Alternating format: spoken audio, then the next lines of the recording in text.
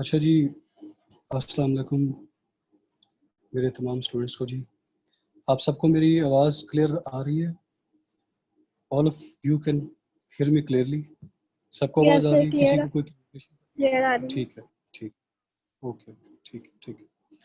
तो जी सबसे पहले आपको अस्सलाम वालेकुम, बेस्ट विशेस और रमज़ान शरीफ आपको मुबारक हो, ठीक है। और इससे पहले कि मैं अपना इस ऐसे की ओरिएंटेशन का स्टार्ट करूं, मैं अपने तमाम स्टूडेंट्स को थोड़ा सा ज़रा चैट पे, अच्छा ठीक है, सही हो गया सेटिंग, ठीक है। अच्छा जी, इससे पहले कि हम अपनी आज की ऐसे की ओरिएंटेशन का आगाज़ करें, ठीक है। While I was going through preparation, तो एक अच्छी quotation, there was always a quotation that I used to follow, ठीक है।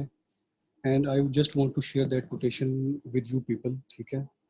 उसको आपने ये करना है कि आपने ये कोटेशन अभी लिखें, ठीक है। मैं आपको लिखवा रहा हूँ कोटेशन एक ब्लैंक पेज पे, और आपने जो आपकी स्टडी टेबल है, आपकी प्रिपरेशन जब तक रहती है सीएसएस की, इंशाल्लाह आप सब लोग पहले अटेम्प्ट में क्लियर करेंगे। उस स्टडी टेबल में आपके सामने ये कोटेशन हर वक्त रहनी चाहिए। So I used to do this, and this is a quotation that was written by an Indian IPS officer. तो मुझे बहुत अच्छी लगी ये quotation, and it because quotations always motivate you, ठीक है। तो काइंडली ज़रा अपने कलम उठाएं, अपने पेन्स उठाएं और थोड़ा ये कोटेशन लिखिए। मैंने स्पेशली सोचा था कि आप लोगों को ये सेशन की सबसे पहले लिखाऊंगा, ताकि आप लोगों को ओवरऑल एक डोमेन आप लोगों की सेट हो जाए। जी, सुन रहे हैं मेरी आवाज़? थोड़ा रिस्पॉन्ड करते जाए मुझे साथ साथ, ताकि मुझे यस सर, सुन रहे हैं। पता चले। जी जी, अपने माइक्स को म्यूट कर लें, मुझे बस मैसेज कर दिया करें चैट पे कि यस सर, इशारा कर दिया करें sir you where with you, because it motivates a teacher जब आप स्टूडेंट्स सारे साथ चल रहे होते हैं, ठीक है। काइंडली लिखें कोटेशन को, dream big, comma, back it up, लंबी कोटेशन है थोड़ी सी, ठीक है। Dream big, comma, back it up with your preparation,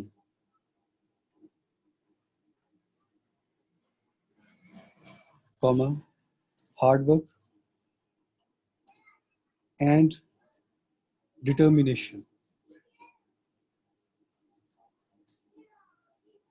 There is nothing that can stop you from achieving your dreams, because the future belongs to those who believe in the beauty of their dreams. If you really want to achieve something, comma, all the universe conspires in helping you to achieve it. Full stop. देखिए,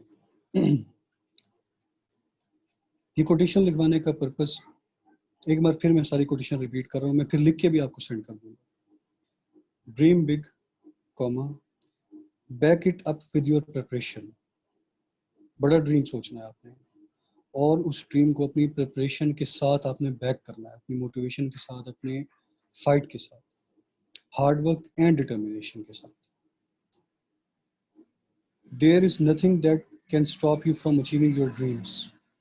इंशाल्लाह अल्लाह के हुक्म से आपको, आपकी जो dreams हैं उनको अचीव करने से रोकने के लिए अल्लाह के करम से कोई भी चीज़ आपको स्टॉप नहीं कर सकती, because the future belongs to those who believe in the beauty of their dreams, ठीक है। फ्यूचर उनका है जो लोग ड्रीम्स देखते हैं और फिर they have the courage to follow those dreams. If you really want to achieve something, all the universe conspires to help you to achieve that dream. कि आपका एक ड्रीम है, ड्रीम देखना बुरी बात नहीं, ऑलवेज थिंक बिगर, दुआ करें, फाइट करें, हम्बल रहें, नमाजें पढ़ें, पॉजिटिव रहें, पॉजिटिव लोगों के साथ बैठें और अपने आप को कभी भी डीमोटिवेट ना हों। ये जो जर्नी आप लोग स्टार्ट कर रहे हैं इस केसेस की, इट्स डिफ़िकल्ट। इसमें आपको तरह-तरह की फ्रस्ट्रेशंस आएँगी, तरह-तरह के इश्यूज़ आएँगे, सोशल इश्यूज़ आ सकते हैं, सोशल प्रेशर्स आ सकते हैं, इकोनॉमिक इश्यूज़ आ सकते हैं, साइकोलॉजिकल इश्यूज़ आ सकते हैं। It feels like a slippery snake that is sometimes in your hand and sometime it slips away. तो बहुत सारे इश्यूज़ होंगे, इट्स अ हार्ड जर्नी। तो आपने अल्लाह पे यकीन रखना है, अपने आप पे ट्रस्ट रखना है, अपने पेरेंट्स की दुआओं पे ट्रस्ट रखना है, पॉजिटिव रह के गुड इंटेंशंस के साथ तैयारी करनी है। अल्लाह करम करेगा इंशाल्लाह आप लोगों को अल्लाह के हुक्म से सक्सेस अता होगी। मेरी बेस्ट विशेस हैं। अच्छा, मेरे डियर स्टूडेंट्स, इसके साथ ही मैं अपने सेशन का बाकायदा स्टार्ट करता हूँ। सबसे पहले मैं आप लोगों को अपना थोड़ा सा ब्रीफ सा एक इंट्रोडक्शन देना चाहता हूँ। मेरा नाम मोहम्मद उमैर अख्तर है और I am a gold medalist from NUST. NUST से मैंने एमफिल किया हुआ है बायोटेक्नोलॉजी में, ठीक है। और my bachelors was from FC college और CSS 2019 के attempt I qualified, I have been through interview और I am now waiting for the result. इसके पहले मैंने एक CSS की अटेम्प्ट पहले भी क्लियर की है, 2 PMS की अटेम्प्ट्स क्लियर की। So I have vast experience of going through this process again. तो इसमें यह है कि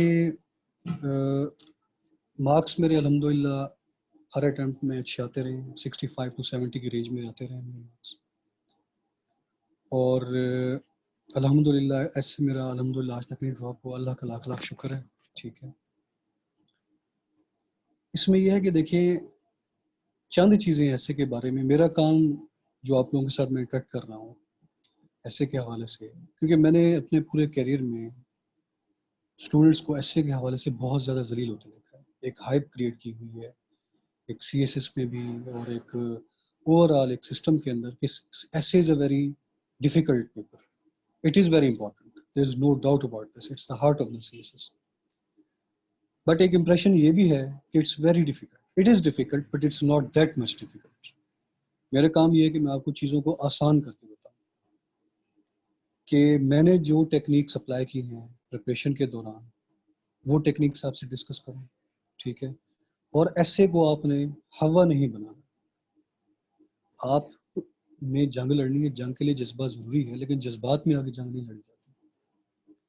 बहुत सिंपल चीज़ है, सिर्फ 4-5 चीज़ों का ख्याल रखना है आपने पूरे ऐसे के दौरान। अल्लाह के हुक्म से ऐसे आपका क्लियर हो जाएगा। अब इसमें मैं शॉर्टी इसलिए आप लोगों को रीजनेबल शॉर्टी दे रहा हूँ क्योंकि मेरे अटेम्प्ट्स में क्लियर होते रहे, अच्छे मार्क्स आते रहे। और दूसरा, मैंने एक ऐसे बंदे से तैयारी की है ऐसे की, उनको मैं चेक कराता रहा हूँ, जो कि खुद FPSC के पेपर सेटर भी रहे और चेकर भी रहे। मेरी उनकी बहुत पुरानी एंगेजमेंट है FC कॉलेज के दोस्त से और I was his favourite student. अल्हम्दुलिल्लाह मैंने उनके साथ बहुत अच्छी टर्म्स थी। He has been the checker and the setter of the paper, CSS paper. तो वो उनसे जब मेरी रकाबत रही और उनसे जो मेरा इंटरेक्शन रहा ऐसे को लेके, जो मुझे वो चीज़ें बताते थे और वो चेक करते थे, तो प्योर उसी पैटर्न पे चेक करते थे, क्योंकि वो चेक कर रहे हैं कि जिस पैटर्न पे जो FPSC 5 चीज़ें आपसे रिकमेंड करता है, जो डिमांड करता है, और अमूमन स्टूडेंट्स उसी को मिस कर बैठते हैं। They even don't realise that they are missing those things.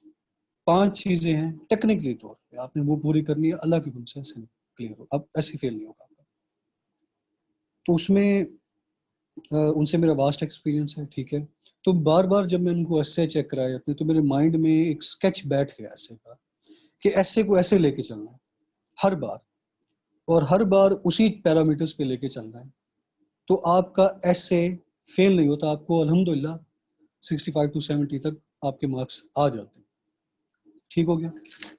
अच्छा, इसमें अब आप लोगों के साथ जो है थोड़ी सी जेनेरिक मैंने बात की, ठीक है ना, ऐसे के हवाले से। अब मैं आप लोगों के साथ थोड़ा सा पर्टिकुलर होकर बात करूंगा। मैं आप लोगों के साथ एक ऐसा अपना एक प्रेजेंटेशन शेयर करके आप लोगों को थ्रू आउट आज का जो हमारा ऐसे का लेक्चर का पर्पस है, इसमें मेरी कोशिश ये होगी कि आप लोग जब ये सेशन लेके जाएं, आज की क्लास जब लेके आप लोग बैठें घरों में, तो ऐसे क्या है एफपीएससी क्या क्या डिमांड करती है स्टूडेंट से ऐसे के हवाले से। हर साल एफपीएससी की जो एग्जामिनर्स रिपोर्ट आती है उसमें वो क्या चीजें हाईलाइट करते हैं जिसकी वजह से स्टूडेंट्स फेलियर का शिकार होते हैं हर साल, और ऐसे का स्ट्रक्चर क्या है थ्रू आउट, इंट्रोडक्शन से लेके कंक्लूजन तक, आउटलाइन से लेके टॉपिक सिलेक्शन से लेके जो पूरा एक ऐसे का एक प्रॉपर एक साइंटिफिक स्ट्रक्चर है टेक्निकली, उसको आज हम देखेंगे कि आपको ऐसे का स्ट्रक्चर क्लियर हो, उसमें कोई एम्बिग्यूटी नहीं। उसके बाद ऐसे का पर्पस क्या है भाई, ऐसे को पार्ट में सिलेबस में शामिल क्यों किया गया है, क्या चीज कराना मकसद है स्टूडेंट से, क्या चीज what they basically want you people to learn through the essay, क्या वो ऐसे से सीखें अप्लाई करें, वो क्या आपकी कॉग्निटिव अप्रोच होनी चाहिए, what is the purpose of essay. And end में आपके साथ मैं स्किल्स शेयर करूंगा कि what I have been doing applying the skills through all these years, जिससे मेरे ऐसे अल्हम्दुलिल्लाह अल्लाह के शुक्र से पास होते गए। ठीक है, तो आज हम इन चीज़ों पे बात करेंगे और मेरी कोशिश ये होगी कि आज आपको सारी कॉन्सेप्चुअल क्लैरिटी हो जाए ऐसे के हवाले से कि ऐसे है क्या, गेम क्या है ऐसे में, ऐसे के लेवल पे गेम क्या होती है।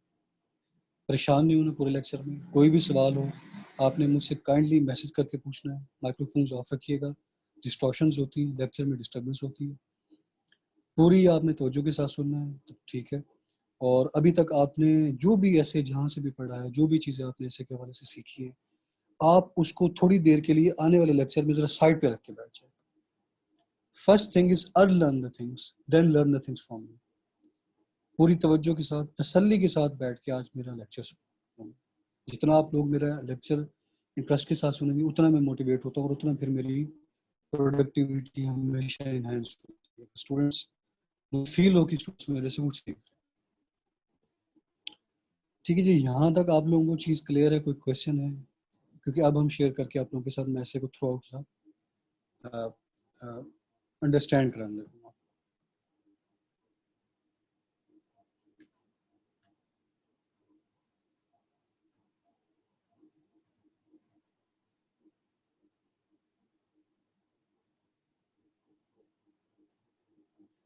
अच्छा जी, बिस्मिल्लाहिर्रहमानिर्रहीम। आप लोगों के सामने स्क्रीन विजिबल है, सबको क्लियर नजर आ रही है?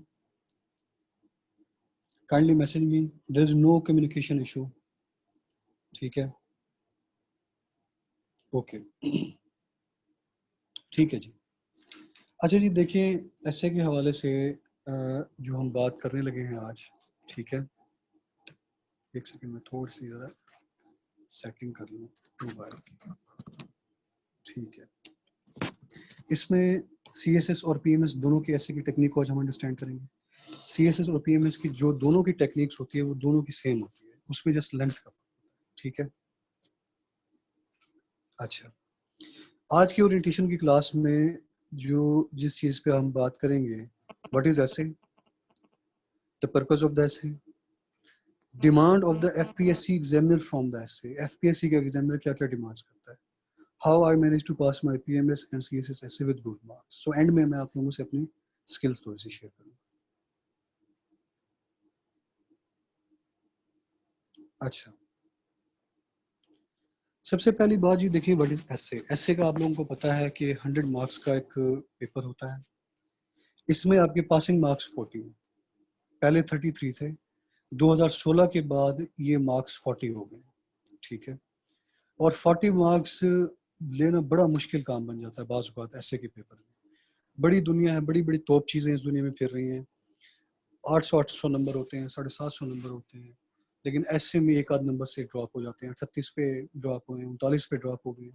तो आपकी सारी साल की, अल्लाह ना करे किसी के साथ हो, और सारे साल की आपकी गेम ओवर हो जाती है। मेरा अपना एक करीबी दोस्त था, मेरा मुझसे बहुत ही, मेरा बहुत पुराना दोस्त था, उसके 16 के अटेम्प्ट में 745 थे और ऐसे में 39 थे। तो ऐसे को, that is why it's very important to take essay very seriously, ठीक है।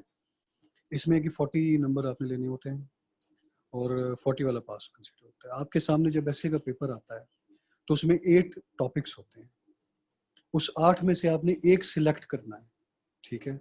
सिलेक्ट करना है थ्रू प्रॉपर डेलिब्रेशन के साथ, रफ अमल पे जाके मैं सारी अपनी टेक्निक शेयर करूंगा। कोई भी टॉपिक आपने स्टार्ट तब तक नहीं करना जब तक आप उसको अच्छी तरह अंडरस्टैंड नहीं कर लेते। जितना अच्छा आप टॉपिक अंडरस्टैंड करेंगे उतनी अच्छी आप उसके ऊपर आउटलाइन बना सकते हैं और उतना अच्छा आप उसको लेके चल सकते हैं। ठीक है, एसए के हवाले से अगर देखा जाए तो एसए का जो स्ट्रक्चर एफपीएससी रिकमेंड करती है वो ये सारा स्ट्रक्चर आप लोगों के सामने मौजूद है। टॉपिक सिलेक्शन है, ये सारे कंपोनेंट्स, बेटा ये सारे जो कंपोनेंट्स हैं, हर एक कंपोनेंट बड़ा इंपॉर्टेंट है। किसी भी एक कंपोनेंट को आपने लाइट नहीं लेना और हर एक कंपोनेंट को आपको एक साइंटिफिक वे से लेके टेक्निकल ग्राउंड्स पे लेके चलना है। आप कैसे नहीं फेल होगा इंशाल्लाह। टॉपिक सिलेक्शन होती है, टॉपिक आपने सही सिलेक्ट करना है, क्योंकि एक बार आप टॉपिक सिलेक्ट कर लेते हैं तो आपने सारा उस टॉपिक को कैरी आउट करना है। ठीक है, उस पर भी बात होगी कैसे करना है, सारी इस पर प्रैक्टिस होगी आप लोगों की। उसके बाद जो सबसे इंपॉर्टेंट कंपोनेंट है दैट इज आउटलाइन फॉर्मेशन। के बाज़ औक़ात वो कहते हैं, ये काइंडली म्यूट कर ले माइक, किसका माइक ऑन है, डिस्ट्रैक्शंस हो रही हैं, काइंडली माइक अपने सारे आप म्यूट कर लें।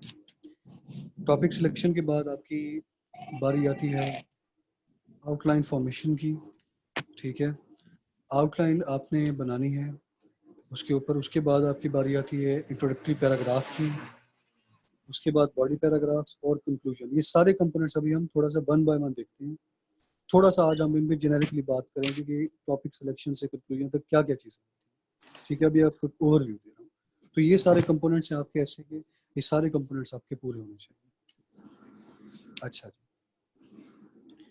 वन बाय वन जी एक एक कंपोनेंट को थोड़ा सा अंडरस्टैंड करने की कोशिश करते हैं। ठीक है, टॉपिक सिलेक्शन पे थोड़ी सी बात करते हैं। देखिए टॉपिक सिलेक्शन बहुत इंपॉर्टेंट कंपोनेंट है आपके ऐसे का। 8 टॉपिक्स हैं, उसमें से आपने एक सिलेक्ट करना है।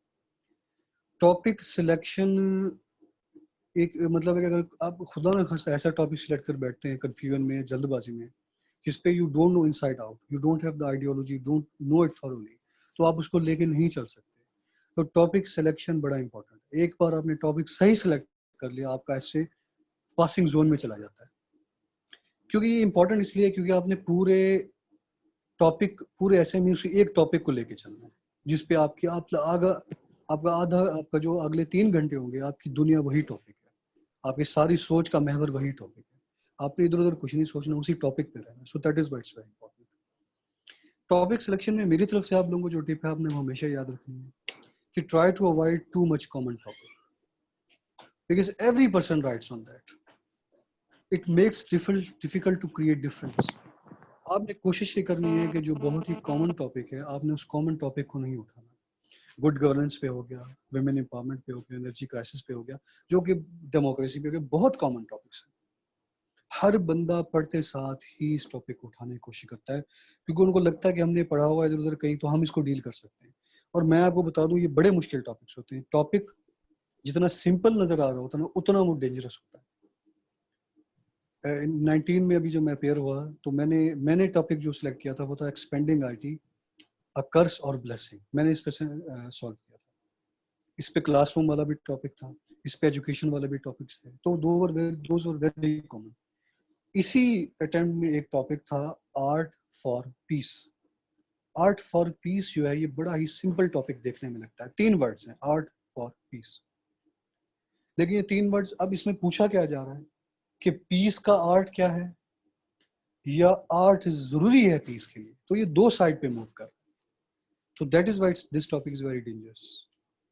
So the the point I'm trying to make with you guys is topic आपने वो सिलेक्ट करना है that is not too common और बहुत डिफिकल्ट भी ना हो, बीच में कहीं फॉल कर रहा हो, जिसमें आप अपनी क्रिएटिविटी का मार्जिन दे सकते हैं, जिसमें आप अपना कुछ लिख सकते हैं, वो अपनी थॉट्स को शो कर सकते हैं। आजकल जो टॉपिक्स आ रहे हैं इशू बेस्ड, ज्यादा करंट अफेयर्स टॉपिक्स बनते जा रहे हैं, कोशिश करेंगे उनको अवॉइड करें। Do not select the topic unless you have understood it inside out. ये चीज आप, मैंने रेड में बोल्ड करके इसलिए लिखा है क्योंकि दैट इज वेरी इंपॉर्टेंट, कि आपने टॉपिक को हाथ नहीं लगाना उस वक्त तक ऐसे में जब तक आपको अंडरस्टैंड नहीं कर रहा है टॉपिक। जरा सी भी आपको एम्बिग्विटी है, जरा सा भी डाउट है, आपने आउटलाइन बनाई रफ पे जाके, रफ पेजेस आपको एंड वाले पेजेस पे अवेलेबल होते हैं, आपने वहां पे सीधा जाना है, उसको ब्रेक करना है, उसको तोड़ना है, एक कोड है उसको तोड़ना है। अगर आपको लगता है कि आपके उसके ऊपर आर्गुमेंट्स नहीं आ रहे, आप उसके ऊपर आपका डाटा नहीं आ रहा, आपने उधर ही उसे छोड़ देना। वो एक और टॉपिक उठा लेना, आराम से तसल्ली से टॉपिक सेलेक्ट करना। अगर आप कहीं भी कंफ्यूजन का शिकार हैं, आपको लगता है कि आप डबल माइंडेड हो, आपको लगता है कि आर्गुमेंट्स में वेटेज नहीं है, आपको लगता है कि आपके पास प्रॉपर डाटा नहीं है, आपको लगता है आप लॉजिकली तौर पर इस एसे को लेके नहीं चल सकते, आई वुड रिकमेंड उस एसे को छोड़ देना, फिर और टॉपिक पे आ जाए। तो स्ट्राइकिंग पॉइंट जो ये है, you don't have to start a topic unless and until you do not understand it thoroughly. Clear हो उसके, आपके अंदर एक कन्विक्शन आ रही हो, अंदर से आवाज आ रही हो कि यार मैं इस टॉपिक को डील कर सकता हूँ। और ये जो लेवल है ये तब आता है जब आपने बहुत प्रैक्टिस कर ली है। ये चीज माइंड में रख लें कि विदाउट प्रैक्टिस आपका ऐसे नहीं निकल सकता। जो स्टूडेंट्स अपने माइंड में ये बात लेके चलते हैं कि जी 2-3 आखिरी महीने में ऐसे तैयार कर लूंगा, वो ऐसे 2-3 आखिरी महीने में कोई सब्जेक्ट तो तैयार हो सकता है, लेकिन ऐसे नहीं तैयार हो सकता। ऐसे राइटिंग का नाम, और राइटिंग अगर आप पूरे थॉरोली लेके नहीं चल रहे, राइटिंग का निखार आपका आता है प्रैक्टिस के साथ, राइटिंग की मैच्योरिटी आपकी आती है प्रैक्टिस के साथ, एक्सप्रेशंस की मैच्योरिटी सिर्फ और सिर्फ प्रैक्टिस के साथ आती है। तो अगर आप डेली प्रैक्टिस कर रहे हैं तो आपकी राइटिंग मैच्योरिटी और ग्रिप बनती है बंदे की राइटिंग की। उस लेवल पे जाके आपको फील होता है कि यार, आपको वो प्रैक्टिस आपकी बता देती है कि मैं टॉपिक से डील कर सकता हूँ, मैं इस टॉपिक से डील नहीं कर सकता, ये कर सकता हूँ, वो कर सकता हूँ, ये कर सकता। ये आपको आपकी प्रैक्टिस बता देती है। छोटी सी आपके साथ एक इवेंट शेयर करता हूँ, फिर आगे मूव करते हैं। पीएमएस का मेरे एक ऐसे था, मैं पीएमएस के अटेम्प्ट में 18 की थी, पता नहीं 17 की थी। उस पर एक टॉपिक था, life in years matters not years in life. तो that was a literary topic. अब यूजुअली ये कहा जाता है कि आप लिटरेरी टॉपिक को हाथ ना डालें। When I started doing that topic, तो मुझे मेरी प्रैक्टिस पीछे ये बता रही थी अल्लाह के शुक्र से कि मैं इस टॉपिक को डील कर सकता हूँ, मैं इस टॉपिक पे मेरे पास अच्छे आर्गूमेंट्स, अच्छा डाटा, हर चीज़ मुझे आ रही है माइंड में, और मैं वो टॉपिक करना शुरू कर दिया। बाहर निकल आए, पेपर कर दिया, अल्हम्दुलिल्लाह पेपर मेरे लिहाज से अच्छा हो गया। बाहर आए, बाहर पेपर के बाद सारे फिलोसफर बने होते हैं, तेरे भाई ने ये कर दिया, वो कर दिया, वो कर दिया जी। तो वहाँ मेरे 2-3 दोस्त मिले, मैं जिस तरह डिस्कशन होती है, मैंने कहा मैंने ये वाला टॉपिक, उन्होंने कहा कि यार आप गलत किया, लिटरेरी टॉपिक नहीं उठाना चाहिए था, फेल हो जाओगे, ये हो जाएगा, वो हो जाएगा। टीचर से डिस्कस कर दिया किया। एक टीचर था जिसने मुझे मोटिवेट किया, बाकी सारे टीचर ने मुझे कहा कि यार ये इट्स वेरी डेंजरस टॉपिक। खैर, बाकी पेपर्स दिए, तो जब रिजल्ट आया तो मेरा वो अटेम्प्ट क्लियर थी, और मेरा वो ऐसे भी क्लियर था, और उस ऐसे मेरे 60+ मार्क्स थे। तो मैं कहना ये चाह रहा हूँ, प्रैक्टिस जो आपकी होती है, आपकी जो ग्रिप होती है ऑन योर टॉपिक, ये आपकी सिर्फ आएगी प्रैक्टिस से। ये चीज आपने लिख के रख लेनी, लिख के रख लें इसको, प्रैक्टिस आपने करनी। अगर मैं आपको ये कहूँ कि 8-10 ऐसे रट्टा लगा के लिख ले, वो गलत बात है। I am here to teach you to make a net to catch the fish. I am not going to give you one fish. एक एक मछली नहीं पकड़ के दूंगा, आपने तरतीब से खुद मछलियां पकड़नी है, खुद टेक्निक सीखनी है आपने। उसके बाद break the topic into its components on the rough pages instead in the mind. आपने जो भी टॉपिक सिलेक्ट करना है, कोई भी टॉपिक है, आपने उसको माइंड में नहीं ब्रेनस्टॉर्म करना, उसको सीधा रफ पे जाना है, रफ पे उसको गंद करना है, उसको तोड़ना है, एरोज ड्रा करके लिखना है, गंद मारना है, उसके ऊपर लिखना है।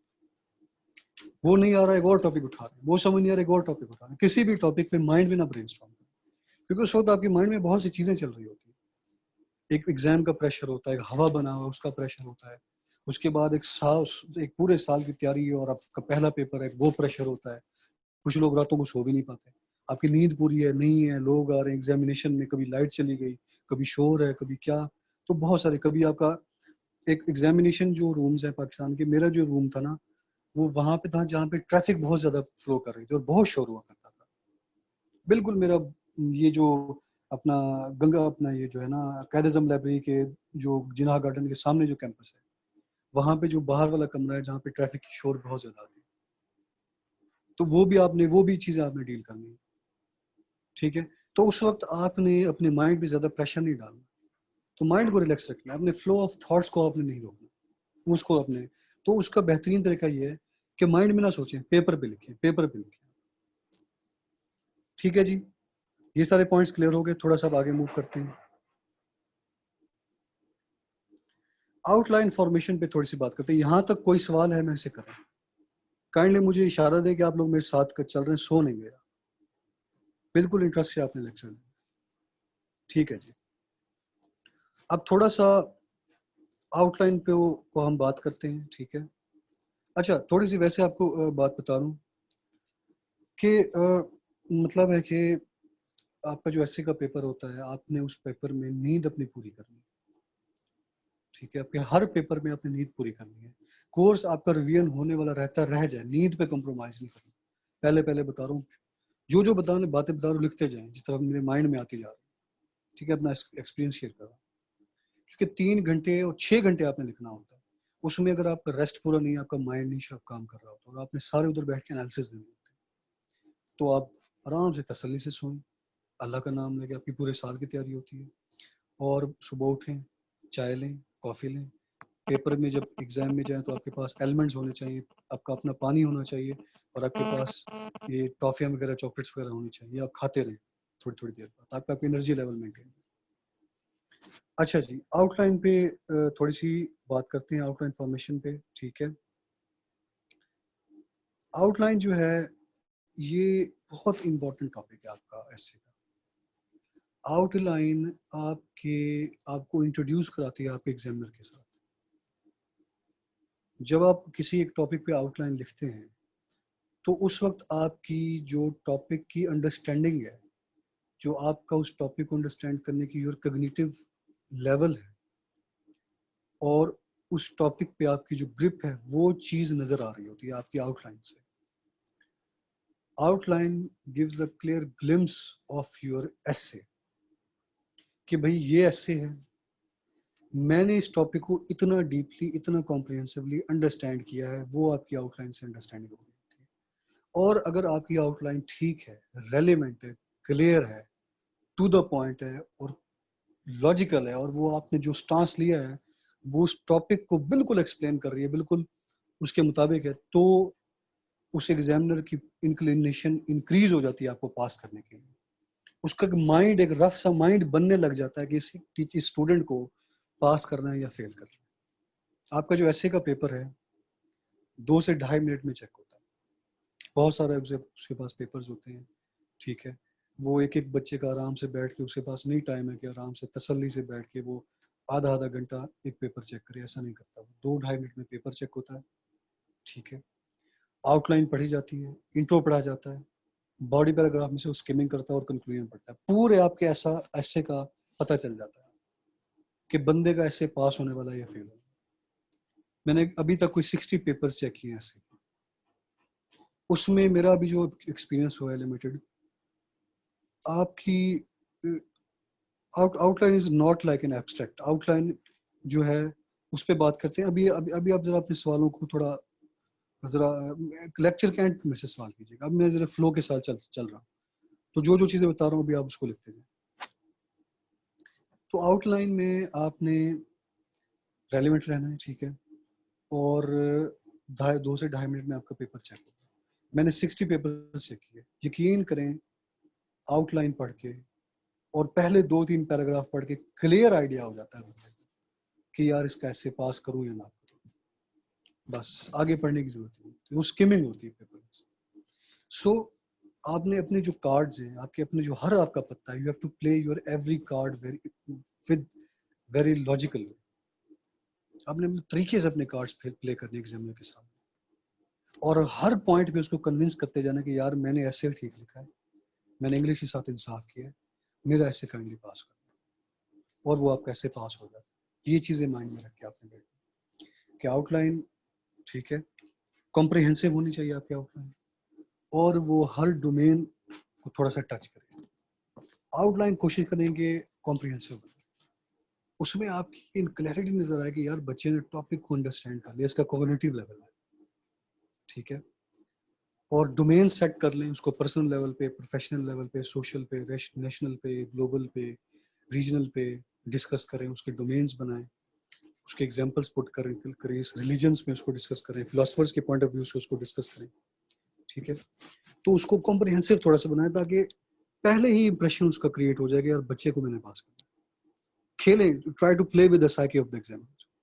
ये सारी चीजें, ये सारी टिप्स मैं मेरे माइंड में इसलिए नक्श हो गए because I used to learn this from my teacher who had been the paper checker. तो वो सारी यही बातें थी जो मैं आप लोगों के साथ शेयर कर रहा हूँ।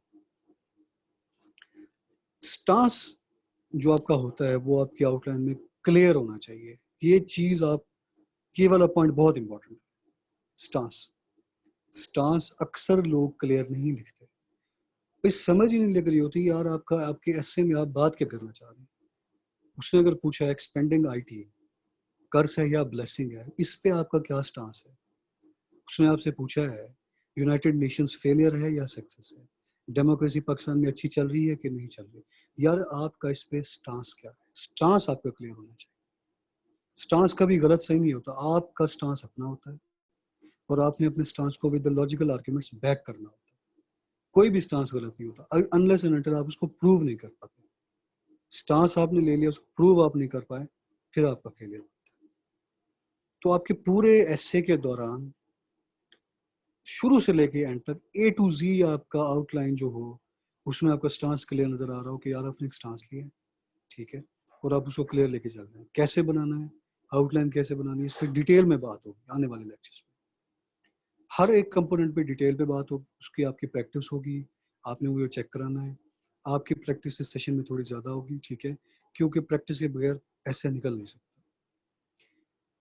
आउटलाइन आपके पूरे ऐसे की ग्लिम्स देती है, it gives the glimpse of your whole essay, कि आपका ये ऐसे है, इस चीज पे आप बात करेंगे, ये आपका डोमेन है और इन चीजों पे आपने रह के बात करनी है। ये एक स्केल्टन होता है, it is the skeleton of your essay, ठीक है। Flesh, you have to add the flesh incoming pages, आपके जो आने वाले पेजेस होंगे उस पे आपने फ्लैश ऐड करना है, उसमें आपने चीजें लिखनी है। लेकिन जो आपका आउटलाइन है वो जस्ट आपकी कैसे को स्केल्टन प्रोवाइड कर रहा है, कैसे की सिर्फ डोमेन्स बता रहा है कि यहाँ बात करेंगे। और एक बात जो लास्ट में जिसको I have written big and bold, that is as Chakra moves through your outline, he gets convinced that you have understood the topic.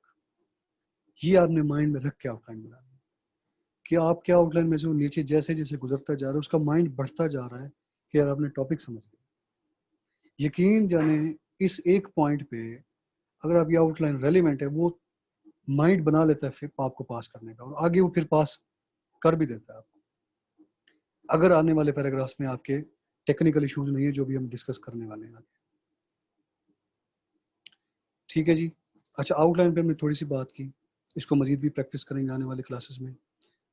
Outline के बाद हम जो नेक्स्ट चीज डिस्कस करने वाले हैं दैट इज इंट्रोडक्टरी पैराग्राफ, ठीक है। अच्छा, यहाँ पे जरा रुकें, आउटलाइन से रिलेटेड कोई सवाल है तो मेरे से कर लें थोड़ा सा, यहाँ तक अगर आपको आउटलाइन से, इंट्रोडक्टरी पैराग्राफ से पहले पहले। आउटलाइन एब्स्ट्रैक्ट नहीं होती, ठीक है, ये एक स्केल्टन होता है। शफक, आपके क्वेश्चन को एड्रेस कर रहा हूँ मैं। कैसे बनाई जाती है, कैसे इसको लेके चलना है, वो हम प्रैक्टिस करेंगे, ये मजीद आपको चीज क्लियर होगी। आज का पर्पस सिर्फ आपको एक ओवरव्यू देना है ऐसे का, ठीक है। वो नहीं, you don't have to add the headings. आपने, यस मेरी बात सुने, जो आउटलाइन होती है ना वो हेडिंग्स की फॉर्म में होती है, लेकिन आपका जो ऐसे होता है उसमें आपने हेडिंग नहीं देनी, आउटलाइन में आपने हेडिंग्स देनी है। आउटलाइन आपकी होती है एक लिहाज से हेडिंग्स होती है जिसके अंदर आप स्टेटमेंट्स लिखते हैं, आप फ्रेजेस लिखते हैं, ठीक है। मजीद आपको चीजें क्लियर होंगी जब हम प्रैक्टिस करेंगे और मैं आपके साथ अपनी आउटलाइन शेयर करूंगा एक पैटर्न पे कि ऐसे बनानी है आउटलाइन, तरतीब, अलाइनमेंट, खूबसूरती ऐसे रखनी। पेपर के ऐसे का जो पेपर होता है उसको आप जितना आप उसको अलाइनमेंट रखें, आप हाशिए डाला करें उसको, आप जो मार्जिन कहते हैं, you have to draw the margin, उससे आपका पेपर खूबसूरत हो जाता है। और एग्जामिनेशन हॉल में आप 15 मिनट्स पहले जाके बैठ जाएं चेयर पे और रिलैक्स करके, ठीक है। अच्छा, इंट्रोडक्टरी पैराग्राफ को थोड़ा सा अंडरस्टैंड करने की हम देखते हैं कि इसमें क्या क्या बातें इंपॉर्टेंट होती हैं। देखिए, अगर मैं एक चीज़ अगर आपको से एक चीज़ कहूँ कि CSS में दो पेपर ऐसे हैं जो CSS का हार्ट है, एक ऐसे का पेपर है और एक प्रेसी का पेपर। बड़े लोगों की गेम अल्लाह ना करे किसी के साथ हो 800 लेके इधर गेम ओवर हो जाती है।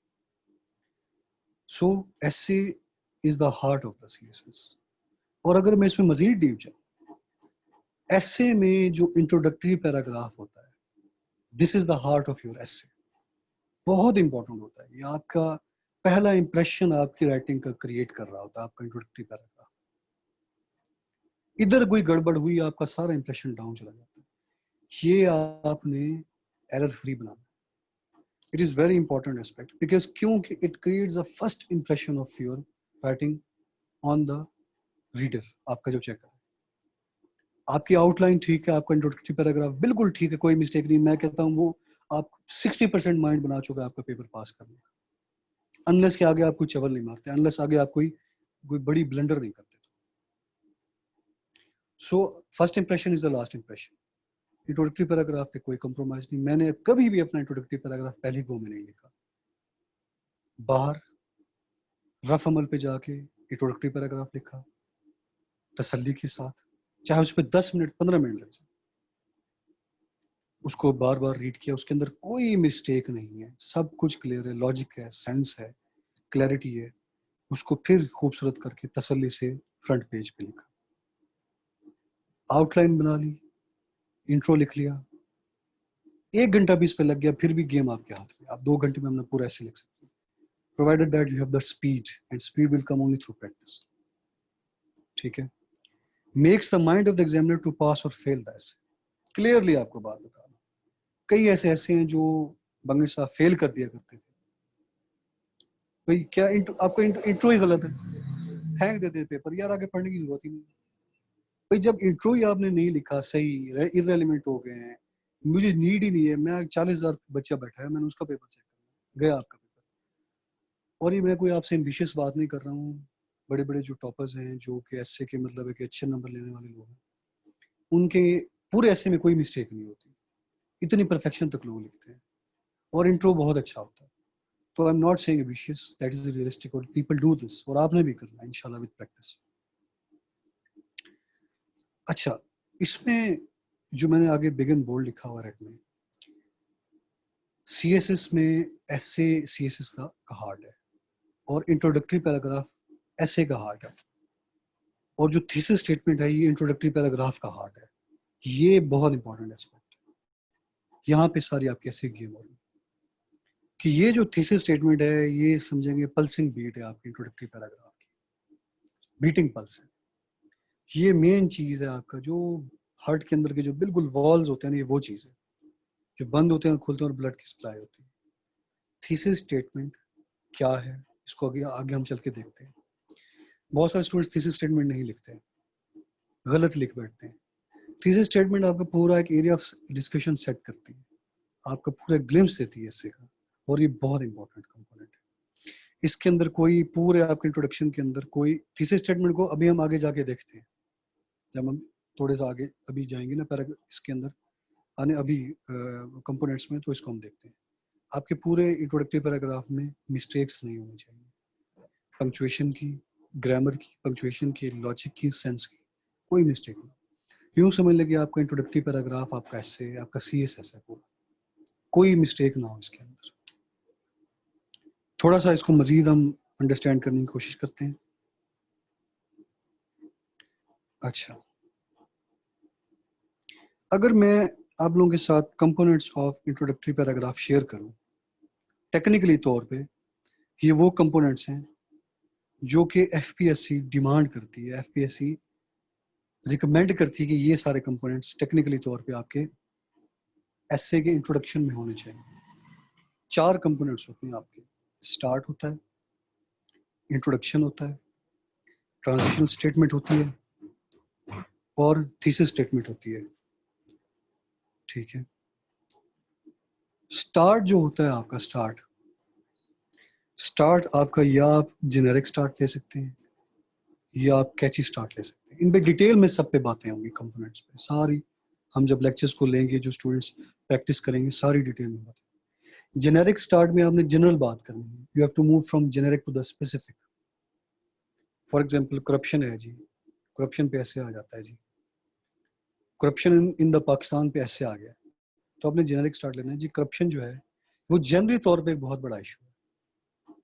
Corruption is a big issue across the developing countries. Generic आपने बात की कि जो करप्शन है वो जनरली तौर पे भी बड़ा इशू है।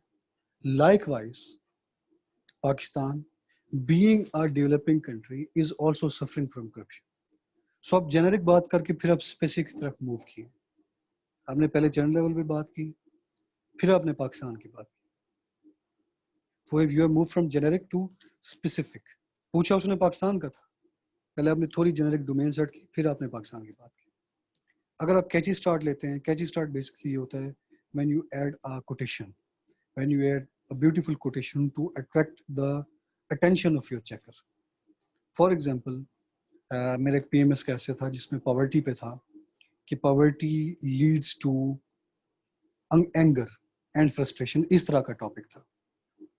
तो उस पे मैंने जो स्टार्ट लिया था उसमें मैंने कोटेशन डाली थी, a hungry man is an angry man. ठीक है, तो इस तरह की आप कोटेशन डाल सकते हैं, या a light purse is a heavy curse.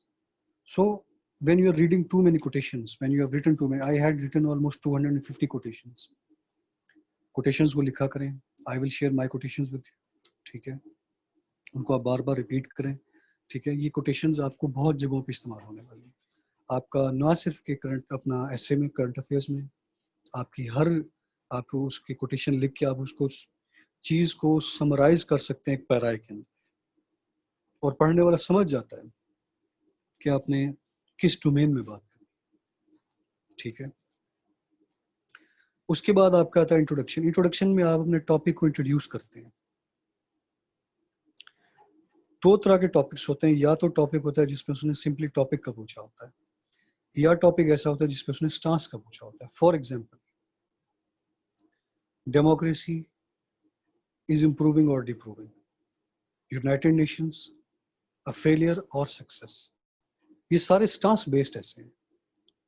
Expanding IT, information, expanding IT, blessing और कर्स, ये सारे आपके साथ सीएसएस और पीएमएस के टॉपिक्स शेयर कर रहा हूँ जो कि एग्जाम्स में आ चुके हैं। यहाँ पे वो आपका स्टांस पूछ रहा है, यहाँ पे वो ये नहीं पूछ रहा बिल फर्ज एक टॉपिक है यूनाइटेड नेशंस अ फेलियर और सक्सेस। यहाँ पे उसने आपका स्टांस पूछा है आपसे कि यार ये सक्सेस है या फेलियर है।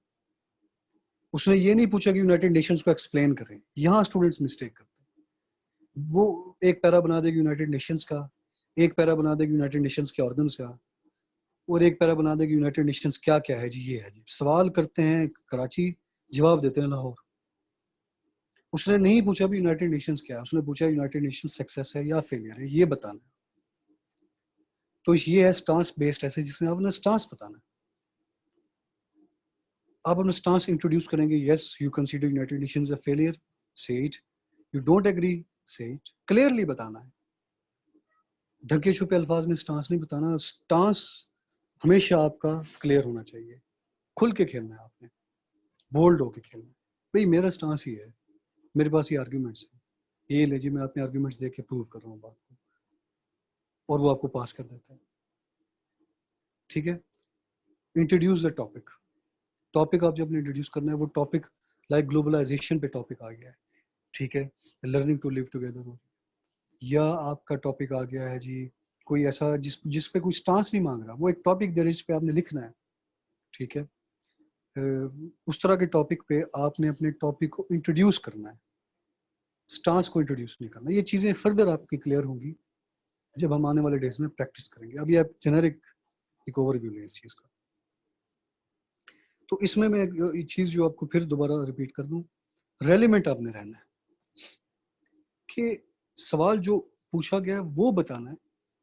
ये बात इसलिए बार बार रिपीट कर रहा हूँ, a good number of student, a huge number of student make this mistakes। सवाल उन्होंने पूछा है एक्सपेंडिंग आईटी कर्स है या ब्लेसिंग है, ये नहीं पूछा कि एक्सपेंडिंग आईटी क्या है। लोग एक्सपेंडिंग आईटी पे लिखना शुरू कर देंगे। भाई आप ये बताएं कि कर्स है कि नहीं है। ठीक है जी, अच्छा आगे थोड़ा मूव करते हैं। Transitional statement. ट्रांजिशनल स्टेटमेंट जो होती है, ये जो आपने टॉपिक इधर लिखा था, अपने टॉपिक जो था आपका, जो आपका टॉपिक ऐसे का है, उसको फर्दर एक्सप्लेन करती है। या जो आपने स्टांस लिया था स्टांस बेस्ड ऐसे में, उस स्टांस को फर्दर एक्सप्लेन करती है। ठीक है, स्टांस को आप एक्सप्लेन करेंगे, फर्दर थोड़ा अनफोल्ड करेंगे, या अपने टॉपिक को फर्दर आप एक्सप्लेन करेंगे, उसको फर्दर अनफोल्ड करेंगे, so it will become a transitional statement. Transitional statement is always a link between introduction and thesis statement. It acts as a bridge between introduction and thesis statement. ठीक हो गया? ये एक statement हो सकती है या दो स्टेटमेंट्स हो सकती है. We will make practice, we will do practice of these statements. One by one हम इसकी प्रैक्टिस करेंगे, ठीक है, इसको अंडरस्टैंड करेंगे और इसको अच्छी तरह से कॉम्प्रिहेंड करेंगे. Thesis statement, a very important component of introductory paragraph, very important component. It is the beating pulse of CSS essay. ये होनी चाहिए और ऐसा ही होनी चाहिए. कॉम्प्रिहेंसिव स्टेटमेंट होती है, एक स्टेटमेंट होती है, ये आपकी एरिया ऑफ डिस्कशन सेट करती है essay के अंदर. आपने थोड़ी सी कॉम्प्रिहेंसिव स्टेटमेंट बनानी है, ठीक है. आपने, और ये बनानी कैसे है, आपने अपनी आउटलाइन में जो पॉइंट्स बताए हुए हैं, थीसिस स्टेटमेंट हमेशा आउटलाइन से ड्राइव की जाती है. आउटलाइन से ड्राइव करेंगे तो रेलेवेंसी क्रिएट होगी, पूरा ऐसे रेलेवेंट हो जाएगा. आपने अपनी आउटलाइन में जो पॉइंट्स बताए हुए हैं, मेन पॉइंट्स, उनको उठा के एक कॉम्प्रिहेंसिव सी स्टेटमेंट बनानी है जिसपे कॉज हो, इफेक्ट हो और सॉल्यूशन हो. कि ये ग्लोबलाइजेशन है, ये कंपोनेंट्स हैं, इसी तरह से लर्निंग टुगेदर हो रही है, ये हर्डल्स हैं जिनको इस तरह से पूरा किया जा सकता है. ये एक आर्ट है थीसिस स्टेटमेंट. इस पे आप बार बार प्रैक्टिस करेंगे, आपकी बहुत अच्छा बनना शुरू हो जाएगी. आप चीज़ों को इस तरह कंपाइल कर लेंगे, इस तरह समराइज कर लेंगे कि आप एक ही गो में बहुत अच्छी बना लेंगे. और दिस इज द आर्ट, ठीक है. You have to cover the thing in a nutshell. दरिया को कूजे में बंद करना है आपने, और सिंपल वे में कॉम्प्रिहेंसिव सी आपने एक स्टेटमेंट दे देनी. अच्छा, ये चीजें क्लियर हो गई आप लोगों को, ठीक है. अब हमने नेक्स्ट कंपोनेंट की तरफ मूव करते हैं. हमारे इंट्रोडक्टरी, एक सेकंड, सवाल पहले मैं देख लूं स्टूडेंट का कोई सवाल है शायद.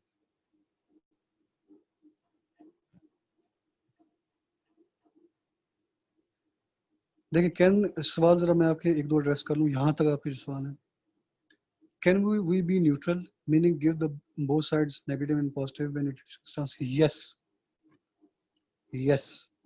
You can go with the both stances. I did this in my CS 2019 essay, Expanding IT, A Curse or Blessing. मैं दोनों स्टांस लेके चला था, क्योंकि देखिए स्टांस आपका होता है लॉजिकल. एक्सपेंडिंग आईटी, क्या मुझे बताया एक्सपेंडिंग आईटी कर्स है कि नहीं?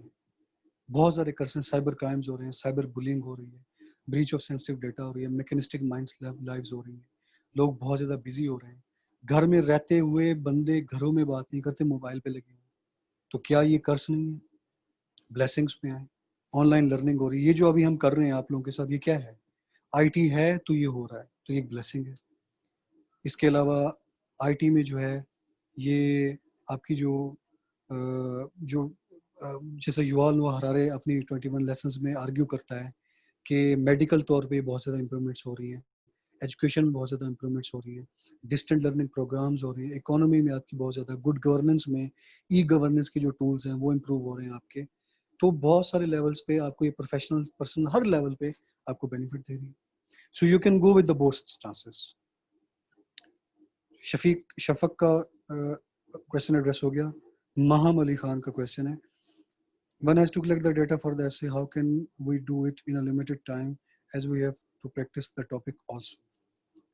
देखिए, ये है आपकी प्रैक्टिस. अब डाटा जो है, शुरू में जब आप प्रिपेयर कर रहे हैं सीएसएस की, पीएमएस की, अभी आपको दामन खाली है, अभी आपकी इतनी आपके पास नॉलेज नहीं है. अभी मैं आपको जो टॉपिक दूं उस पर आप गूगल करेंगे. लेकिन जब आप 12 सब्जेक्ट सीएसएस के पढ़ते हैं, आपके पास एक बड़ा नॉलेज क्रिएट हो जाता है. आपके पास एक ह्यूज पूल ऑफ नॉलेज आ जाता है. यार पढ़ते हैं, पोल साइंस पढ़ते हैं, पब्लिक पढ़ेंगे, जेंडर्स पढ़ेंगे, यूएस हिस्ट्री पढ़ेंगे, ज्योग्राफी पढ़ेंगे, 6 आपके कंपल्सरी पढ़ेंगे. यार इतना नॉलेज आपके पास आ जाता है. सिंपली एक पोल साइंस आईआर से इतना नॉलेज आ जाता है क्या आपके पास डाटा, करंट अफेयर्स, आप न्यूज़पेपर पढ़ेंगे, मैगजीन्स पढ़ेंगे, इकोनॉमिक अफेयर्स पढ़ रहे हैं, डिप्लोमेट पढ़ रहे हैं, आईआरएस पढ़ रहे हैं, बहुत नॉलेज आता है बंदे के पास। वहां से आपका ये आर्ट है कि वहां से उठा उठा के चीजें आपने पुट करनी। So you have to adjust the data, you have to adjust, this is the art that you have to learn. शुरू में मुश्किल होगी, जैसे जैसे आप सीएसएस पढ़ते जाएंगे आपके पास नॉलेज आता जाएगा, आपके आर्गुमेंट्स बनते जाएंगे। The more you read the more you develop that. आप दोनों के क्वेश्चंस एड्रेस हो गए? Did I answer your questions Maham और शफक? ठीक है, okay. So now we are moving, heading towards our next component.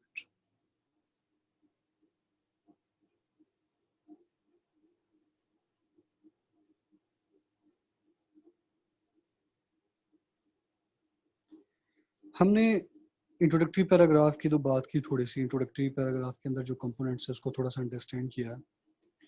Now we are going to talk about the body paragraph, कि body paragraph के क्या क्या कंपोनेंट्स होते हैं और उनको कैसे लेके चलना चाहिए और क्या होते हैं। इसको तो टेक्निकली तौर पे एफपीएससी अपनी एग्जामिनर रिपोर्ट में क्या क्या मांगते हैं कि ये कंपोनेंट्स आपके होने चाहिए। हमने वो करना है जो हमसे एफपीएससी ने कहा है बस, और आपका ऐसे पास हो जाएगा। एक होता है जी टॉपिक सेंटेंस आपके बॉडी पैराग्राफ का। बॉडी पैराग्राफ क्या होता है पहले तो ये समझिए। आपके इंट्रोडक्टरी पैराग्राफ के बाद आप जितने भी पैराग्राफ्स लिखते हैं कंक्लूजन से पहले पहले तक, that is the body of your एसे। वो तमाम पैराग्राफ्स आपके बॉडी पैराग्राफ्स कहलाते हैं। ये आपकी एसे की बॉडी होती है जिसमें आपने अपने फैक्ट्स भी डालने हैं, अपना डाटा भी पुट करना है, अपनी एग्जांपल्स देनी है, कोटेशंस लिखनी है, रेफरेंसेस देने हैं, और वन बाय वन आपने जो जो पॉइंट आउटलाइन पे बनाए हैं वन बाय वन उसी सीक्वेंस से उन्हीं पॉइंट्स को सेंटेंस की फॉर्म में, पैराग्राफ की फॉर्म में कन्वर्ट करते जाना है। ये आपका बॉडी पैराग्राफ। हर बॉडी पैराग्राफ जो आप बनाएंगे उसके ये 4 कंपोनेंट्स हैं जो मैं अभी आपसे डिस्कस करने वाला हूँ। हर बॉडी पैराग्राफ सबके, apart from the conclusion, conclusion से पहले तक सारे आपके बॉडी पैराग्राफ्स होते हैं।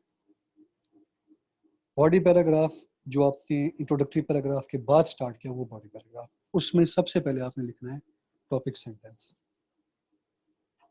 टॉपिक सेंटेंस क्या होता है जी? टॉपिक सेंटेंस बेसिकली ये टॉपिक ऑफ द पैराग्राफ होता है आपका, ये क्लेम होता है यूजुअली। ठीक है, टॉपिक सेंटेंस इसलिए कहते हैं क्योंकि आपके उस एक पैराग्राफ का टॉपिक होता है, उस एक टॉपिक के गिर्द आपका वो पैराग्राफ रिवॉल्व करेगा। और एक पैराग्राफ में एक टॉपिक सेंटेंस होता है, एक चीज पे बात करनी है। अगर आप एक पैराग्राफ में you are talking about mosques, तो you will talk about the mosques only, मंदिर के बारे में बात नहीं करेंगे, स्कूल के बारे में बात नहीं करेंगे। अगर आप इकोनॉमिक सिस्टम की बात कर रहे हैं तो आप पॉलिटिकल सिस्टम पे मूव नहीं करेंगे। एक पैराग्राफ में एक बात होती है हमेशा, क्योंकि एक टॉपिक सेंटेंस होगा। ठीक है, वो जो टॉपिक सेंटेंस होता है वो क्लेम होता है। अभी ग्लोबलाइजेशन है, ग्लोबलाइजेशन को किस चीज ने एनहांस किया? शिप इंडस्ट्री ने एनहांस किया, आपने क्लेम किया, ये आपका टॉपिक सेंटेंस है। उसके बाद आप उसको एक्सप्लेन करेंगे। क्या एक्सप्लेन करेंगे? आपने जो क्लेम किया था आप उस क्लेम को एक्सप्लेन करेंगे हाउ और वाई के कॉन्टेक्स्ट में। माइंड में ये रख लें, ये जो आपने स्टांस लिया, जो आपने क्लेम लिया, वो क्लेम क्यों लिया और कैसे लिया, जब इसका आप जवाब लिखेंगे वो ऑटोमेटिकली आपकी एक्सप्लेनेशन आ जाएगी। फॉर एग्जाम्पल शिप इंडस्ट्री, मैं क्लेम लेता हूँ अपनी इंट्रोडक्टरी पर, अपने बॉडी पैराग्राफ में, ship industry has increased the process of globalisation. ये मेरा क्लेम है, मैंने क्लेम किया है कि शिप इंडस्ट्री ने ग्लोबलाइजेशन को एनहांस किया। अब नेक्स्ट में जब मैं इसको उस क्लेम को एड्रेस करूंगा भाई कैसे किया है, तो वो मेरी एक्सप्लेनेशन होगी। कैसे? कि after the formation of the ship industry comma the seas became as linkers instead of barriers। जो सीज थे, जो ओशंस थे, अटलांटिक ओशन है, पैसिफिक ओशन है, येलो सी है, मेडिटेरेनियन सी है, रेड सी है, ठीक है, बहुत सारे ओशंस हैं, ये बैरियर्स थे। जब शिप इंडस्ट्री बनी, लोगों ने मूवमेंट स्टार्ट की, तो ट्रेड स्टार्ट हो गई और वर्ल्ड ग्लोबल विलेज बन गया। अब मैंने हाउ का जवाब दे दिया, अपने क्लेम को हाउ के कॉन्टेक्स्ट में एक्सप्लेन कर दिया, तो ये मेरा एक्सप्लेनेशन सेंटेंस बन जाएगा। एक्सप्लेनेशन सेंटेंस जो है ये दो होते हैं यूजुअली, ठीक है। टॉपिक सेंटेंस को आपने एक्सप्लेन किया, हाउ और वाई के कॉन्टेक्स्ट में ये आपका बन गया एक्सप्लेनेशन, कि शिप इंडस्ट्री ने ग्लोबलाइजेशन को एनहांस किया है। कैसे किया है? समंदरों पे अबूर करके इंसान को। समंदर अब रोकते नहीं है, जोड़ते हैं। कॉन्टिनेंट से लोग इधर उधर मूव कर रहे हैं, इंटर कॉन्टिनेंटल मूवमेंट स्टार्ट होगी। मैंने उसको जवाब दिया, तो ये मेरी एक्सप्लेनेशन होगी। क्लियर है जी? यहाँ तक क्लियर होगी ये चीज?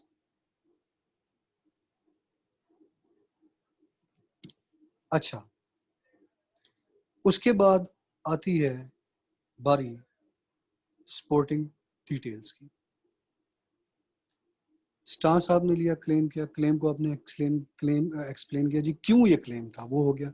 अब आपने देना है जी स्पोर्टिंग डिटेल्स। स्पोर्टिंग डिटेल्स में आती है आपके data, facts, arguments, examples, references. ये चार चीजें आपकी, पांच चीजें आपकी होती हैं स्पोर्टिंग डिटेल्स में, जो कि आपके टॉपिक सेंटेंस को अगमेंट कर रही होती है, उसको सब्सटेंशिएट कर रही होती है, उसको प्रूव कर रही होती है। सिंपली देखें, आपने माइंड में रखना, आपने जो टॉपिक लिया उसको प्रूव करना है। आप प्रूव कर देते हैं, आप कैसे पास है। आपने टॉपिक लिखा, उसको एक्सप्लेन किया, यहाँ पे आप उसको प्रूव कर रहे हैं, उसकी सपोर्ट में डाटा दे रहे हैं, उसकी सपोर्ट में कुछ फैक्ट्स बता रहे हैं, उसकी सपोर्ट में आप लॉजिकल आर्ग्यूमेंट्स दे रहे हैं, इसकी सपोर्ट में, टॉपिक सेंटेंस की सपोर्ट में, टॉपिक की सपोर्ट में एग्जाम्पल्स कोट कर रहे हैं, रेफरेंसेस कोट कर रहे हैं, इधर उधर से, कॉन्स्टिट्यूशन से, बड़े बड़े लोगों के राइटिंग से रेफरेंसेस दे रहे हैं, बड़ी बड़ी प्रेसिडेंट से रेफरेंसेस दे रहे हैं, पर्सनैलिटीज की एग्जाम्पल्स दे रहे हैं, आर्ग्यूमेंट्स दे रहे हैं लॉजिकल। तो ये सारी चीजें आप कर रहे हैं इस एक टॉपिक सेंटेंस को प्रूव करने के लिए। ये टॉपिक सेंटेंस आपके मेन एसे से रिलेटेड है, और इस पूरे प्रोसेस में आप अपने एसे को सब्सटेंशिएट कर रहे हैं, प्रूव कर रहे हैं टेक्निकली तौर पे। सो ये चीजें हैं जो डिमांड करता है एफपीएससी स्टूडेंट से, और स्टूडेंट्स उनको पूरा नहीं करते अमूमन। सो उनको एक टेक्निकल ग्राउंड मिल जाता है कि मैं स्टूडेंट को फेल कर सकता हूँ, क्योंकि हर साल जब पेपर चेक होते हैं तो चेकर को एक की मिलती है जिसमें ये चीजें मेंशन होती है कि ये क्राइटेरिया है जिसपे आपने चेक करना है ऐसे का पेपर। और अगर उसमें से टेक्निकली कोई चीज मिसिंग है तो वो, उसके पास अब टेक्निकल ग्राउंड्स हो गए आपको फेल करने के। अब उसका फेलियर अगर वो करना चाहे तो उसको कोई चैलेंज नहीं कर सकता। पास कर दे, ना करे ना करे। अगर आप उसको टेक्निकल चीजें सारी प्रोवाइड कर दें, फिर वो कहीं से उसको वजह नहीं मिलती आपको फेल करने की। क्लियर हो रही है चीजें? आप जो कहते हैं डाटा पुट करना है, फैक्ट्स पुट करने, कहाँ पुट करने? यहाँ पुट करने हैं। आप ना इंट्रो में देने हैं, ना कंक्लूजन में देने हैं, ना आउटलाइन में देने हैं, यहाँ पे देने हैं। ये है आपका फ्लैश, ये आपका बॉडी है आपके ऐसे की। जो आप डाटा करेंगे सारा कुछ आपने यहाँ पे देना है, और इस तरह से देना है कि आपका मेन टॉपिक सब्सटेंशिएट हो रहा हो, मेन टॉपिक आपका ऑगमेंट हो रहा हो, इंक्रीज हो रहा हो। ठीक है। उसके बाद बारी आती है कंक्लूडिंग सेंटेंस की। जो कंक्लूडिंग सेंटेंस होता है, ठीक है, ये एक सेंटेंस होता है, और ये आपके टॉपिक को, टॉपिक सेंटेंस को प्रूव कर रहा होता है। आपने टॉपिक सेंटेंस लिया बिलफर्ज, यहाँ पे जो आपने टॉपिक सेंटेंस लिया था, शिप इंडस्ट्री जो है वो ग्लोबलाइजेशन को इंक्रीज कर रही है, पर क्लेम था। उसके बाद आपने एक्सप्लेन किया, उसके बाद आपने स्पोर्टिंग डिटेल्स दे डाली सारी उसके बारे में। एंड पे आप उसे प्रूव करेंगे भी जो मैंने शुरू में बात की थी वो बात अब मैं प्रूव कर रहा हूँ। Hence ship industry has added to the globalisation. Hence कह के आप प्रूव कर रहे हैं अपने स्टांस को कि भाई मैंने जो स्टांस लिया था मैं उसको प्रूव कर रहा हूँ। बात वही है, इधर भी शिप इंडस्ट्री की बात थी, इधर भी ग्लोबलाइजेशन की बात थी, इधर भी शिप इंडस्ट्री की बात है, इधर भी ग्लोबलाइजेशन की बात है, लेकिन बात करने का तरीका मुख्तलिफ है। यहाँ आप क्लेम की सूरत में बात कर रहे हैं, यहाँ आप प्रूफ की सूरत में बात कर, ठीक है। So these are the technically components. अगर आप ये सारे कंपोनेंट्स पूरे कर दें, आप देखें, आपका पैराग्राफ इंतहाई खूबसूरत लगेगा, फुल लगेगा कि इसमें हर चीज बात बयान की हुई है और उस कंप्लीट लगेगा, कहीं से नहीं लगेगा यार इसको कहाँ से पकड़ के फेल किया। ये कंपोनेंट्स जब आपके पूरे होते हैं। हाँ जी, यहाँ तक कोई सवाल है मेरे से किसी का? बॉडी पैराग्राफ, इससे पहले कि आगे मूव करूं, आपका यहाँ तक कोई भी सवाल है मेरे से करें। आगे कंफ्यूजन को माइंड में लेके मेरे साथ ना चले। जी, 1 मिनट की जरा ब्रेक आपके सवालों के लिए। कोई सवाल है, कोई माइंड में आ रही हो, कोई चीज माइंड में आ रही हो, मेरे से पूछिए। आप माइंड में किसी किस्म की कंफ्यूजन ना आए, नहीं रखनी आपने।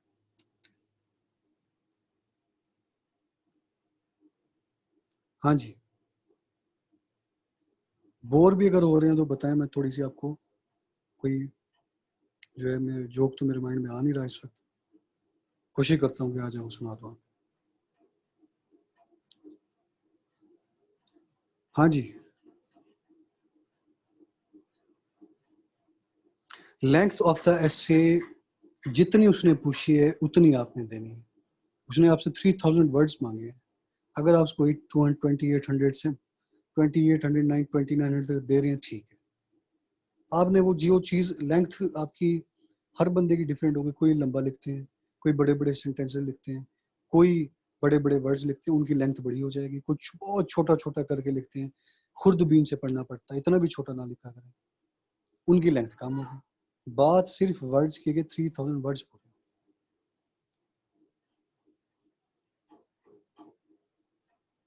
No, you don't have to consider each para as a precis. नहीं, don't have to consider each para as a precis. Precis को छोड़ दें, don't mix the things. Precis something else, essay something else. दोनों की technique eight poles apart है, दोनों की techniques में जमीन आसमान का फर्क है। आपने ऐसे कॉम्प्रिहेंसिव बनाना है, प्रेसी आपने शॉर्ट बनाना है। Yes, introduction of the essay 1 paragraph only, ठीक है। शफक, आप this is not precis, this is the writing comprehensive way में प्रेसी नहीं होती। प्रेसी में आपने चीजें शॉर्ट करके लिखनी है, यहाँ पे हमने थोड़ा सा एक्सप्लेन करके लिखना है। शीट यूनिवर्सिटी शीट होती है और एनी अदर शीट नहीं, अपनी उनकी अपनी शीट होती है। एफपीएससी की रिकमेंडेड शीट होती है और वो उसके ऊपर सारे आपके ऊपर एक आधा पेज होता है आपके पर्टिकुलर्स का, आपके रोल नंबर का, आपकी ये का, और अपने सारे वो पर्टिकुलर्स फिल करने होते हैं पहले 15 मिनट में। उसके बाद वो आपको पेपर डिस्ट्रीब्यूट करते हैं। बाद जब पेपर सामने आता है फिर खत्म, फिर आप इधर उधर गर्दन भी नहीं मूव कर सकते। सख्ती नहीं होती, आप इन्वॉल्व इतना हो जाते हैं कि सांस लेने का भी टाइम नहीं होता। शीट उनकी अपनी होती है। जी, और कोई सवाल किसी का? कोई भी सवाल है आपने मेरे? जी सर, यू सेड कि आउटलाइन रफ में लिखनी है, will be provided with anything for, yes you will be provided. आपकी जो शीट होगी उसके होते हैं 25 पेजेस और वो ऊपर लिखे होते हैं, और आपने शीट जब देखनी है उसको देखना है इनसाइड आउट कि कोई पेज मिस तो नहीं है, कोई चीज मिस प्रिंट तो नहीं है, क्योंकि दोबारा नहीं मिलती आपको शीट, एक्स्ट्रा मिलेगी, वो शीट नहीं मिलेगी। उसको गलत आपने नहीं करना। अगर वहां पे आपने अपना रोल नंबर गलत लिख लिया तो कुछ भी नहीं हो सकता वहां पे, फिर आप मर जाएं पिट जाएं आपको शीट दोबारा नहीं मिलती। और ऐसे केसेस होते हैं, हर साल होते हैं। रिक्वेस्ट कर रहे होते हैं बच्चे, सर शीट दे दे, नहीं देते। उन्होंने आगे सारी चीजें क्लियर करके देनी है, नहीं तो उन पे बात आ जाती है कि प्लेजिज्म कराई उन्होंने, बहुत फिर वो सवाल जवाब शुरू हो जाते हैं। तसल्ली से बैठ के अपने पर्टिकुलर्स फिल करने हैं।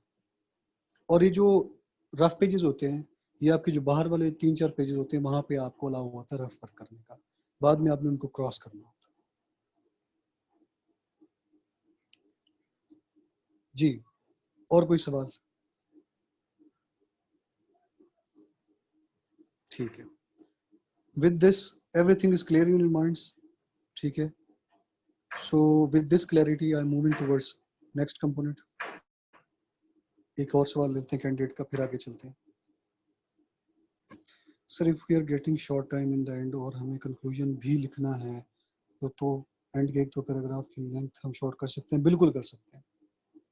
मेरी बात को सुने, आपने कंक्लूजन मस्ट लिखना है। कंक्लूजन लिखे बगैर नहीं आना, क्योंकि कंक्लूजन आपकी सेंस ऑफ कंप्लीशन अता कर रहा है इससे।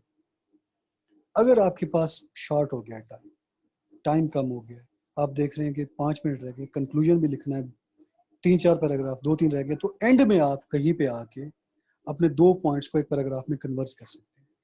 इस पे रिलाय नहीं करना, इसको आदत नहीं बनानी। Don't make it is a staple food.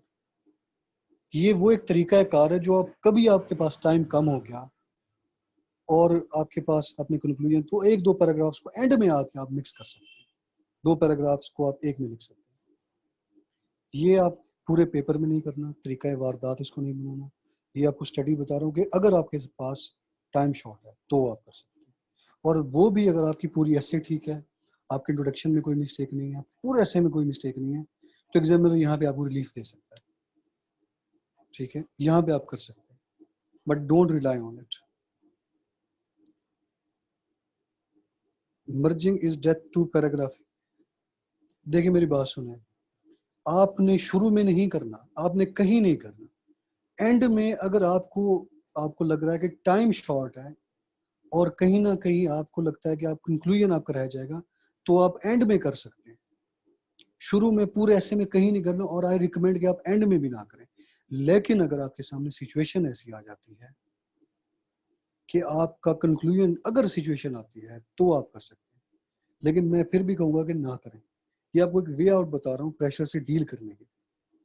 मेरा जो आ, अपना एक ऐसे था, अपना वो 17 के अटेम्प्ट हुआ, उसमें मैं आपको बताता हूँ।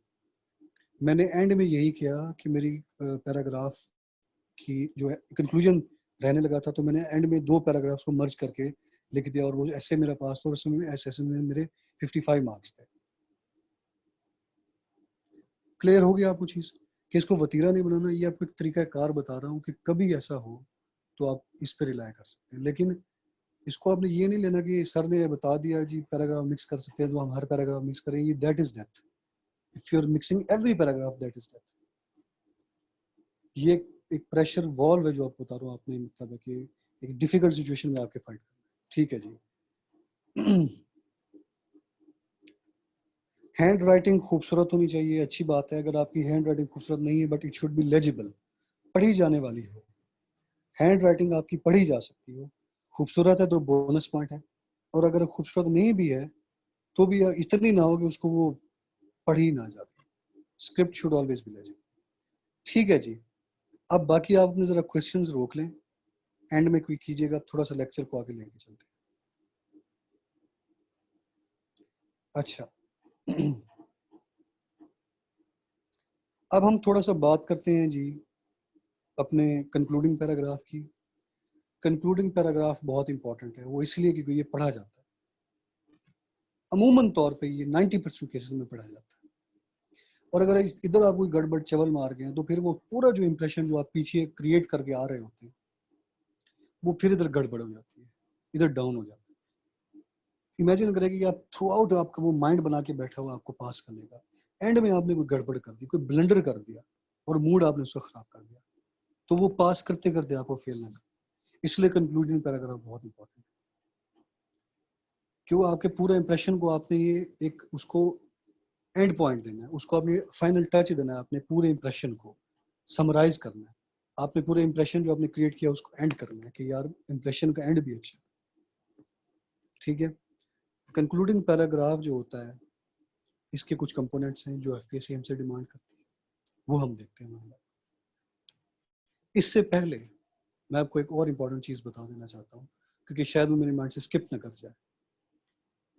अमूमन जो स्टूडेंट्स मिस्टेक करता है, बच्चा इसमें एक बड़ी मिस्टेक करता है कंक्लूडिंग पैराग्राफ में, और वो फेलियर का कॉज बन सकती है आपका, अगर वो इरिटेट हो गया तो। कंक्लूडिंग पैराग्राफ में लिख के रख लें आज, आपने कोई भी नई चीज ऐड नहीं करनी। कंक्लूडिंग पैराग्राफ में आपने सिर्फ जो अपने सारे पॉइंट्स लिखे हैं बॉडी पैराग्राफ में, उनको फाइनल टच देना। कोई ऐसा पॉइंट जो आपने अपने बॉडी पैराग्राफ्स में नहीं लिखा, वो आपने अपने कंक्लूजन में नहीं लिखा।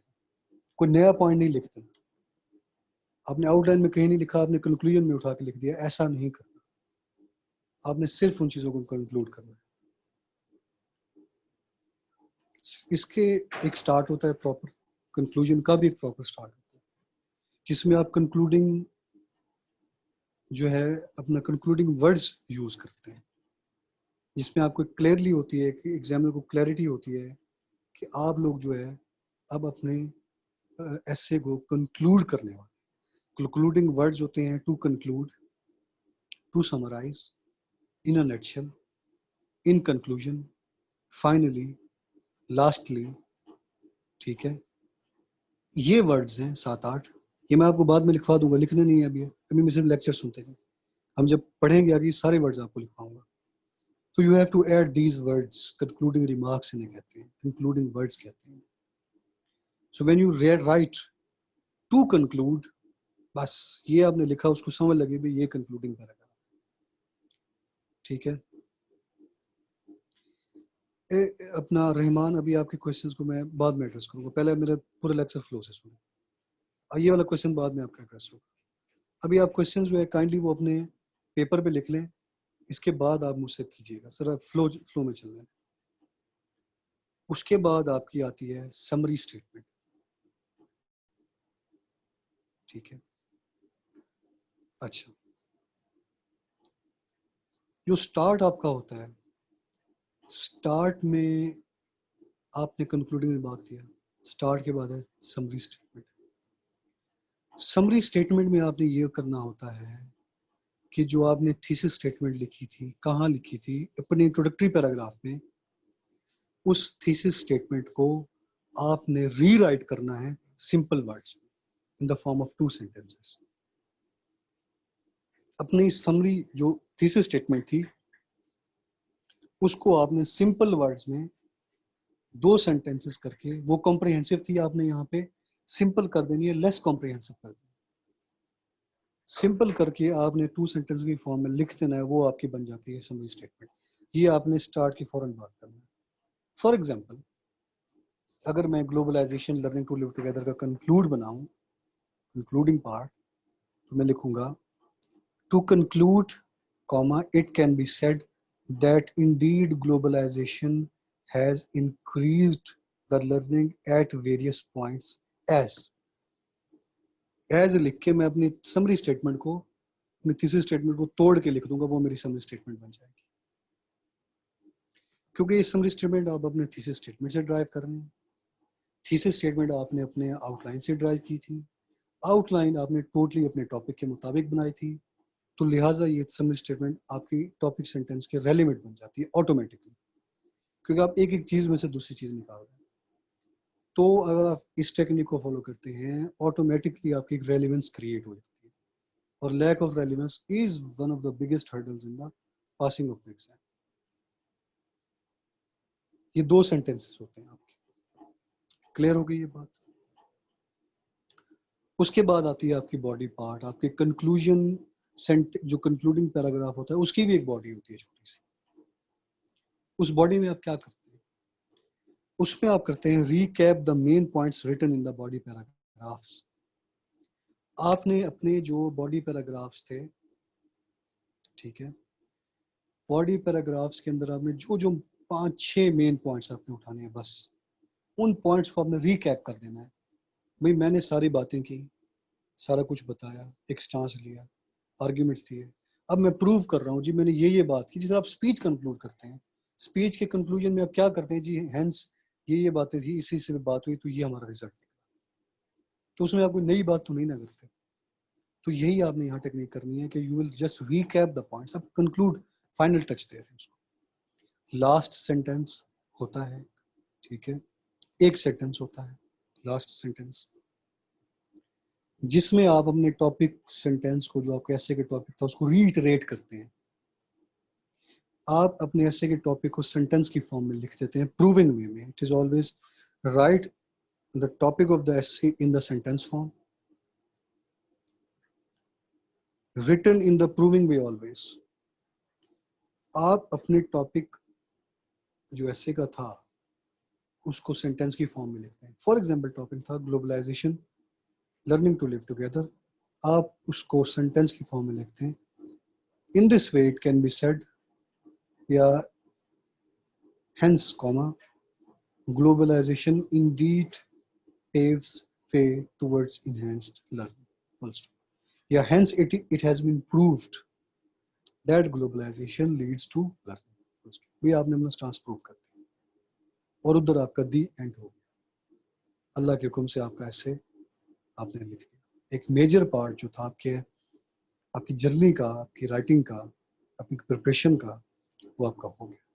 देखिए सारा साल तैयारी करते हैं, 3 घंटे का पेपर होता है, सारे साल की तैयारी उस एक सब्जेक्ट की, सिर्फ आपके पास 3 घंटे प्रूव करने के लिए।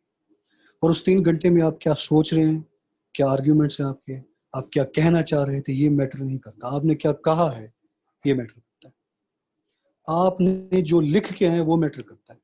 एग्जामिनर के पास आप नहीं बैठे होंगे, वो ये नहीं देखेगा आप कुछ कहना और चाह रहे थे जी, वो सिर्फ देखेगा आपने कहा क्या, उस पर आपको नंबर देगा। तो इसलिए हमने राइटिंग की प्रैक्टिस करनी। जो चीज़ आप सोच रहे हैं वो चीज़ आप अच्छे वे से लिखने के काबिल हो। ये ना फिर स्टूडेंट्स को कहते हैं मैं तो ये कहना चाह रहा था सर, मैं कहना ये चाह रहा था यार, मैंने पेपर चेक किए, यकीन करें स्टूडेंट्स आप कहते हैं, फिर वो बोलते सर लेकिन मैं ये कहना चाह रही थी सर, ये मैं ये कहना चाह रहा था यार, मुझे कंसर्न इससे नहीं आप कहना क्या चाह रहे थे, मुझे ये पता है कि आपने कहा क्या है बस। तो इसलिए आपकी जो राइटिंग है वो बड़ी इंपॉर्टेंट है। ये राइटिंग का प्रैक्टिस, ये राइटिंग का एग्जाम है। अगर आप अपनी सिंक्रोनाइजेशन डेवलप करते रहे between your pen and your mind, तो आपकी एक बहुत अच्छी आपकी नंबर की स्कीम आ सकती है।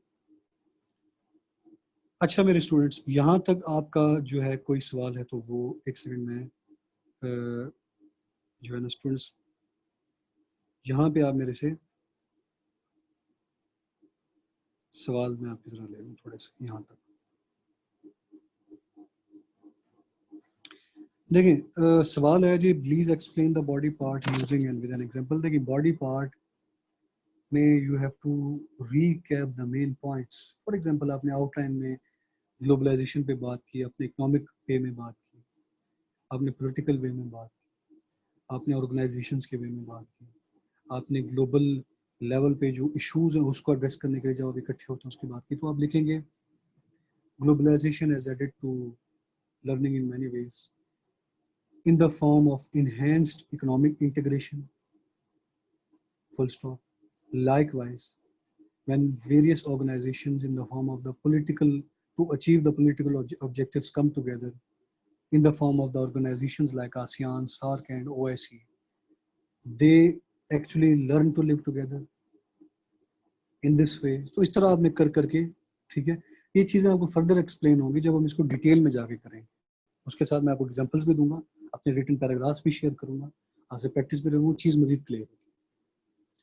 ठीक है सर, थीसिस स्टेटमेंट आउटलाइन से लेना होता है, but outline consist of many stances sentences that you have can choose a sentence. नहीं, देखिए आपने थीसिस स्टेटमेंट आउटलाइन से निकालनी।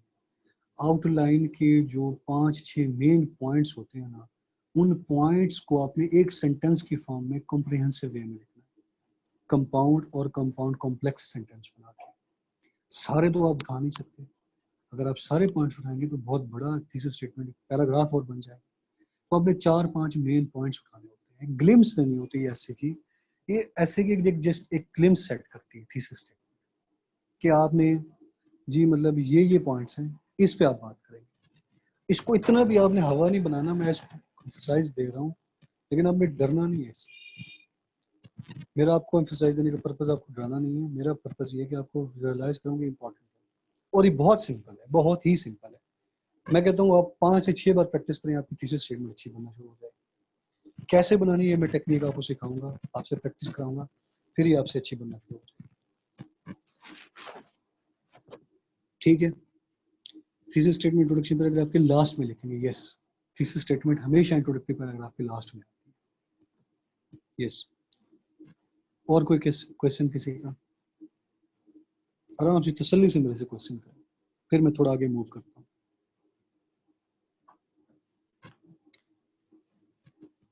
सर पूछा सर, थैंक यू, ठीक है चलें जी। अच्छा, अब हम थोड़ा सा आगे मूव करते हैं। हमने जो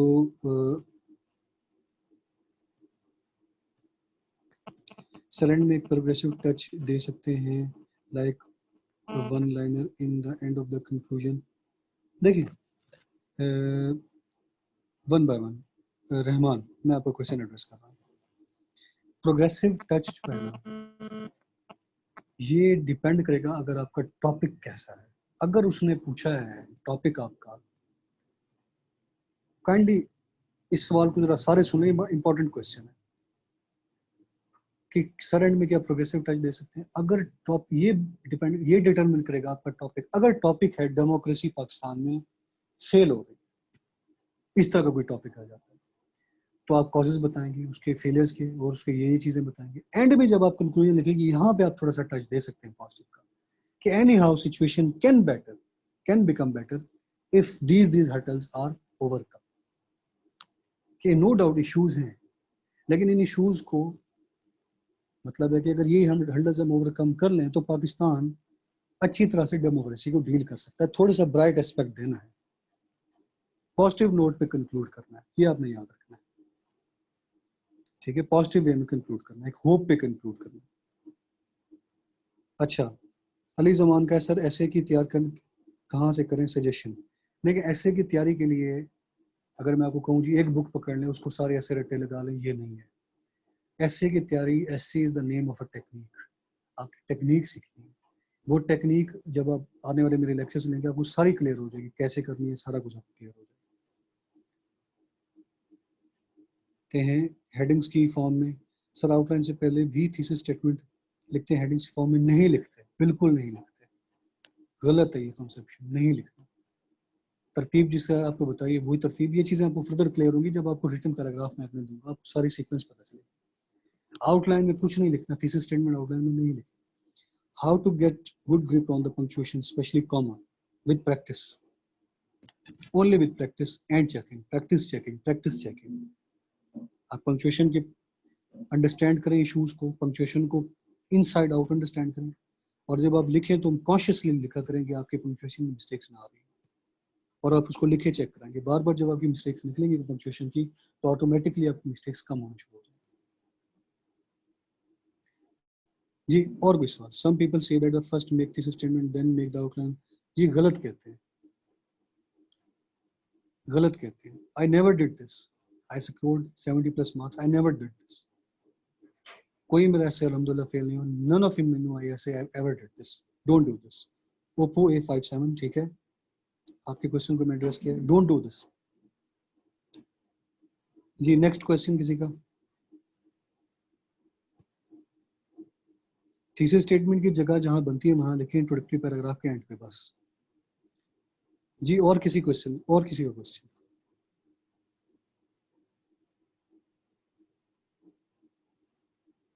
हाँ जी, I hope things are clear, I hope I answered all the questions.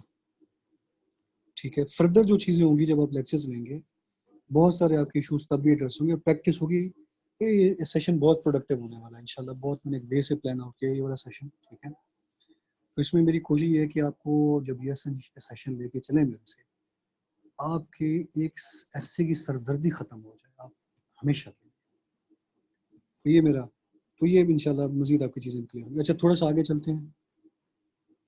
अच्छा थोड़ा सा इस स्लाइड को देखिए कि डिमांड्स ऑफ द एग्जामिनर क्या है, या जो हमेशा हम उन डिमांड्स को फुलफिल नहीं कर पाते तो फेलियर का कॉज बनती है।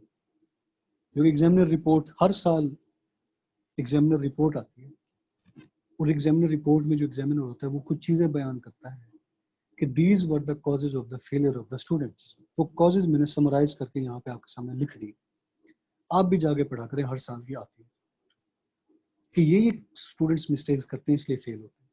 तो वो चीजें हम जरा डिस्कस करते हैं कि क्या स्टूडेंट्स को फेल करते हैं। सबसे इंपॉर्टेंट जो चीज है दैट इज रेलेवेंस।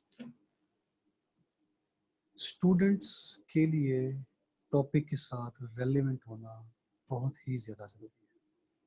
जो पूछा गया है, जितना पूछा गया है वो बताना है, उतना बताना है, बस अपनी एफिशिएंसी नहीं मारनी। सवाल गंदुम, जवाब चना नहीं देना। भाई उसने पूछा है डेमोक्रेसी के फ्लॉज क्या हैं पाकिस्तान के अंदर, ये उसने पूछा है। उसने ये नहीं पूछा कि डेमोक्रेसी क्या है। Don't go for explaining the democracy, उसने पूछा ही नहीं, इररेलेवेंट हो गया। और वहीं पे वो उसका इरिटेंट आ गया, वहीं पे उसका मूड खराब हो गया कि आप उसको आप तंग कर रहे हैं, उसको मजीद चीजें चेक करा रहे हैं। वो आपकी पेपर नहीं चेक करना चाह रहा, उसने 40,000 पेपर चेक कर रहे हैं। उसकी साइकी को, वो भी एक घर में एक इंसान है, वो लड़के बैठा हुआ है, वो कभी बीवी से लड़के बैठा है, कभी बिजली नहीं आ रही, कभी क्या। उसको आपने तंग नहीं करना, उसको सिंपल करके जो जो चीज मांगी है वो दें, वो पैसे ऐसे पास करें। रेलिवेंट रहे, ठीक है। रेलिवेंस में आपने जो पूछा गया है, जितना पूछा गया उतना बताना है, ये अपने याद रखें। बहुत सारे स्टूडेंट्स, यकीन करें, बड़े अच्छे स्टूडेंट्स हैं मेरे, बहुत अच्छा लिखते हैं, इंग्लिश की अच्छी ग्रिप है उनकी, लेकिन कहीं ना कहीं इररिलेवेंट है। फिर मैं पूछता हूँ, वो सर मैंने सोचा ये, मैंने भाई सोचा क्यों, पूछा है वो लिखे, ठीक है। दूसरी जो चीज़ है इंपॉर्टेंट है, जो स्टूडेंट्स को फेल करती है, that is lack of clarity. Stance में क्लियर नहीं होते स्टूडेंट्स, अमूमन नहीं होते। भाई आपका जो स्टांस है, वो स्टांस दबे अल्फाज में लिखते हैं। अगर ये वाली चीज होगी एग्जामिनर ये भी डिसाइफर कर लेगा, अगर वो वाली चीज होगी तो वो भी डिसाइफर कर लेगा, खुद वो कर लेगा। एक बात याद रख लें, आपका जो स्टांस है वो अपने बिग एंड बोल्ड, बोल्ड होकर लिखना है आप, जो भी आपका स्टांस है। और बोल्ड आप तब हो सकते हैं जब आपको पता है कि आप उस चीज पे बिलीव कर रहे हैं, आपकी रीडिंग है, आपके पास आर्ग्यूमेंट्स, आपके पास राइटिंग है, आपके पास ग्रिप है, आपके पास कॉन्फिडेंस है। और कॉन्फिडेंस सब चीजें आपकी आती है गाइडलाइन से और प्रैक्टिस से। स्टांस क्लियर, मैंने कभी भी अपने ऐसे में स्टांस को छुपाया नहीं। बोल्ड स्टांस भी लिए, लेकिन लिए हैं और उनको प्रूव। तो मतलब है कि मैं बड़ी बात नहीं कर रहा, अल्लाह का शुक्र है, अल्लाह ने एबिलिटी अता की, अल्लाह का लाख लाख शुक्र है। तो स्टांस आपने लेना, आपके लिए लाजमी है क्लियर स्टांस, और पूरे ऐसे में क्लियर रहें। आप जो बात करना चाह रहे हैं वो क्लैरिटी के साथ। इरिटेट होता है रीडर, आप कहिए यार समझ नहीं आ रही बात, यकीन करें ऐसे ऐसे होते हैं, 6-6 पैराग्राफ पढ़ के बैठते, समझ नहीं लग रही होती बात क्या करना चाह रहा है। यकीन करें दिल करता है ऐसे ऐसे को फाड़ के बंदा खाएंगे। यार 6 पैराग्राफ पढ़ लिए, कोई हाथ पैर नहीं जी, बात क्या हो रही, बस हवा में बातें हो रही। बात जो आपने करनी है क्लियर करनी है, इंतहाई डायरेक्ट, क्लियर और रेलिवेंट बात करनी है। सीएसएम में रेलिवेंस बहुत इंपॉर्टेंट है। उसके बाद है जी कोहेरेंस। कोहेरेंस में आप समझ लें कि तरतीब, जो एक क्रोनोलॉजिकल सीक्वेंस होता है, कि don't put the cart before the horse, कि फर्स्ट थिंग्स फर्स्ट, चीजें तरतीब में होनी चाहिए, अलाइनमेंट चीजों की होनी चाहिए। वो चीज जो तरतीब से लिखी गई हो, वो चीज ज्यादा अपील करती है, वो ज्यादा कन्विंस करती है एग्जामिनर को भी और रीडर को। अगर आप कोई चीज बता रहे हैं, बिल फॉर शिप इंडस्ट्री बनी, उसके बाद इंडस्ट्रियल रेवोल्यूशन आया, उसके बाद सोशल मीडिया टूल्स आ गए, व्हाट्सएप, ट्विटर, फेसबुक, ये जूम, सारी एप्लीकेशंस, तो एक तरतीब से चीजें आ रही हैं। अगर आप सोशल मीडिया की वेव पहले बता दें, उसके बाद कहीं जाके शिप इंडस्ट्री को बताएं, फिर उसमें बीच में आप कहीं घुसा दें इंडस्ट्रियल रेवोल्यूशन, उसमें कहीं पहले आप स्टीम इंजन का बात कर लें, एंड में आप जो एरोप्लेन्स की बात, एक खिचड़ी ना बनाए। तरतीब, एक सीक्वेंस होनी चाहिए, जो एक सीक्वेंस में चीजें और बड़ी खूबसूरत लगती हैं सीक्वेंस। और दूसरा, when you move from one paragraph to other, तो एक कोहेरेंस होनी चाहिए। ऐसा लगे कि आपने अब्रप्टली जंप अप किया, पैराग्राफ्स के बीच में स्पेसेस, अनरिटन स्पेसेस नजर ना आए। वो तब होता है जब आप चीजें तरतीब से लेके चलते हैं, तो कोहेरेंस ऑटोमेटिकली मेंटेन हो जाती है। ये चीज भी एक इरिटेट करती है, फेलियर कॉज बनती है कि एक पैराग्राफ में एक बात, उसके दूसरे पैराग्राफ में ऐसी बात कर दी जिसका पहले पैराग्राफ से कोई लिंक ही नहीं होता। अगर आप पाकिस्तान के पॉलिटिकल सिस्टम के इश्यूज पे बात कर रहे हैं, आपने पहले के पैराग्राफ में पॉलिटिकल इश्यूज पे बात की, तो दूसरे में आप डायरेक्ट इकोनॉमी पे चले गए। पहले आप पॉलिटिकल को तो कवर करें, दूसरे में आपने इकोनॉमी में बात कर दी, तीसरे में आपने फिर पॉलिटिकल पे बात कर दी, चौथे पे आपने मिलिट्री पे बात कर दी, पांचवें पे आपने एजुकेशन पे बात कर दी, फिर आप इकोनॉमिक पे फिर चले गए। ये चीज नहीं करनी है। एक टॉपिक को पहले कॉम्प्रीहेंड करें, इकोनॉमिक्स पे सारे आर्गुमेंट्स पूरे करें, फिर पॉलिटिकल को उठाएं, उसके सारे आर्गुमेंट्स पैराग्राफ में, वन वन पैराग्राफ में आर्गुमेंट्स पूरे करें, फिर मिलिट्री पे जाएं। खिचड़ी जब बनती है तो वो चीजें वो एग्जामिनर का दिमाग इधर उधर हो जाता है कि यार बात किधर किस डोमेन में, वो फेल कर डालता है। कोहेरेंस इज वेरी इंपॉर्टेंट, ठीक है, it is written big and bold in the examiner's report. उसके बाद है कि टू मच ग्रामेटिकल मिस्टेक्स, आपके ऐसे में मिस्टेक्स बहुत ज्यादा निकल रही है। इंट्रो में मिस्टेक निकल आई, बॉडी पैराग्राफ में मिस्टेक निकल आई, आउटलाइन में मिस्टेक निकल आई, हर पैराग्राफ में 2-3 मिस्टेक्स निकल रही हैं, कंक्लूजन मिस्टेक, मतलब आपकी इंग्लिश की ग्रिप अच्छी नहीं है, आपकी इंग्लिश की राइटिंग नहीं है। अगर राइटिंग होती तो आप गलतियां ना कर रहे होते, आपकी प्रैक्टिस कम है और वो ऐसे फेल हो जाता है। हर पैराग्राफ में अगर आपकी मिस्टेक निकल रही है, वो समझ लेंगे यार, वो क्लियर आपने बता दिया कि मेरी इंग्लिश नहीं अच्छी है, और इंग्लिश का पेपर है, आपकी इंग्लिश ही अच्छी नहीं है तो आप फेल है।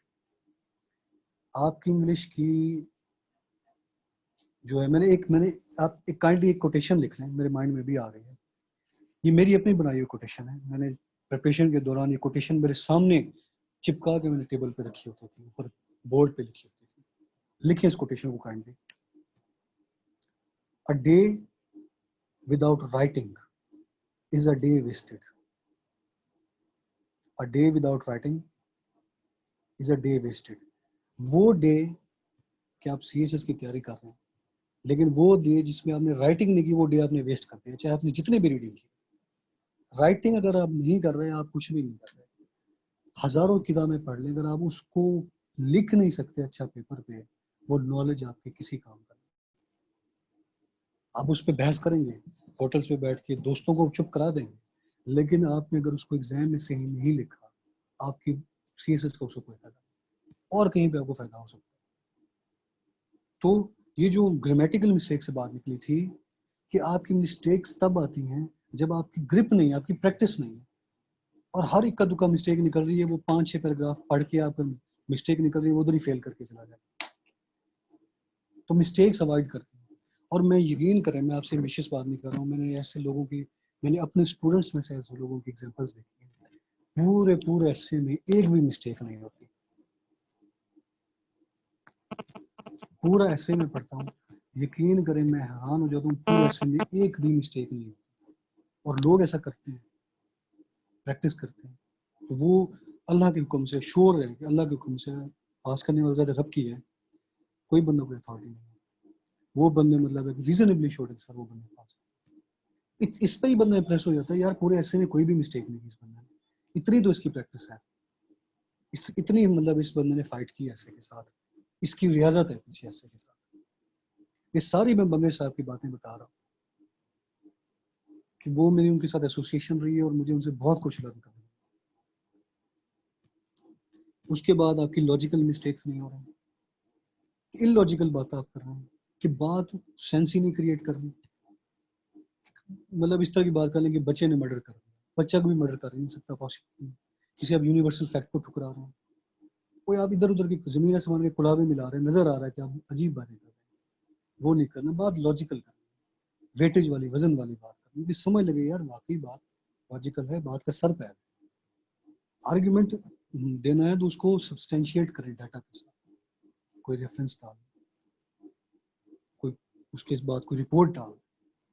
आर्ग्यू रिपोर्ट ना भी डाले, आर्ग्यूमेंट ऐसा है कि वो लॉजिकल है यार बात, कि वाकई एक सीएसएस के बंदे ने बात की, कोई अखबारी बात नहीं की हुई, कोई लर्नेड बंदे ने बात की जिसने पीछे बुक्स पढ़ी हुई, कोई ये आपके आपके जो आर्ग्यूमेंट्स हैं जो सीएसएस कर रहे होते हैं स्टूडेंट्स, आपको रीडिंग करनी चाहिए। आपको रीडिंग जो होती है वो आपका कैलिबर इंक्रीज करती है, आपकी बात में वेटेज आती है, आप जो बात करते हैं वो दूसरे की बात से डिफरेंट हो जाती है, उसमें खुद ब खुद लॉजिक आना शुरू हो जाता है उसके अंदर।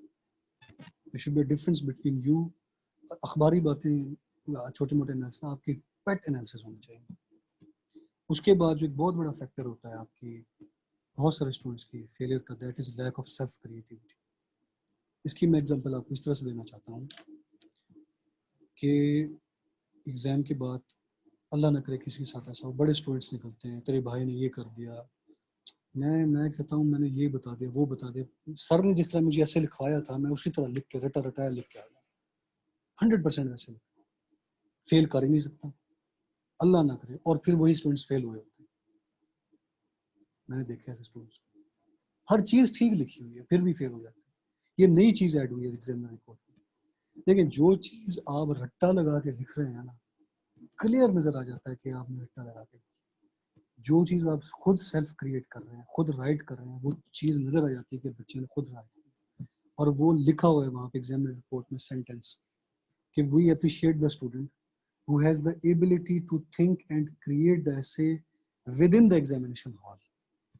एग्जामिनेशन हॉल में बैठे हुए आप उस टॉपिक को क्रिएट करने के काबिल हो और वो क्रिएटिविटी नजर आती है आपकी, उसको अप्रिशिएट किया जाता है।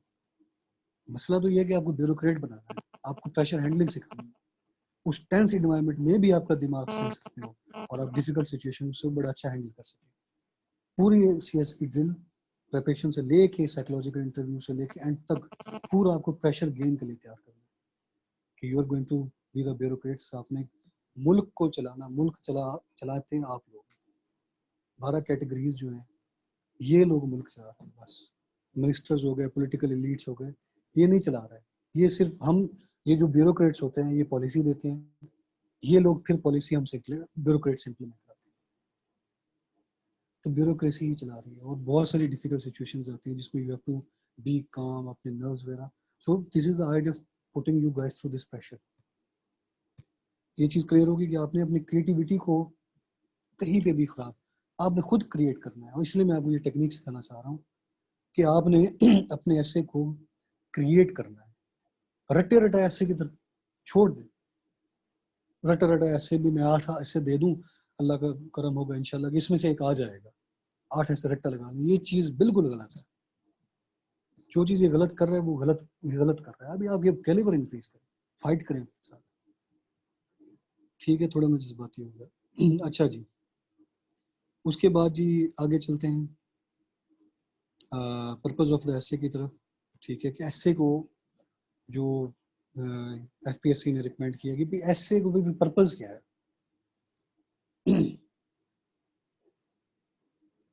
मैं आपके क्वेश्चन को एड्रेस करता हूँ शफक, होल्ड ऑन। इस ये आखिरी स्लाइड है, इसके बाद I will get on to your questions. ठीक है, पर्पस ऐसे का ये है कि आपने you have to apply the brain, कि आपने एक योर ब्रेन, आप चीजें सोच रहे हैं, आप अंडरस्टैंड कर रहे हैं, ऑब्जर्व कर रहे हैं सोशल इश्यूज को। ठीक है, तो आपने अपने ब्रेन को अप्लाई करना है, अपने प्रैग्मेटिक सॉल्यूशंस देने हैं। Analyse the analyse ability to analyse, कि आपके पास एनालाइजिंग एबिलिटी है, आप चीज़ों को एनालाइज कर रहे हैं।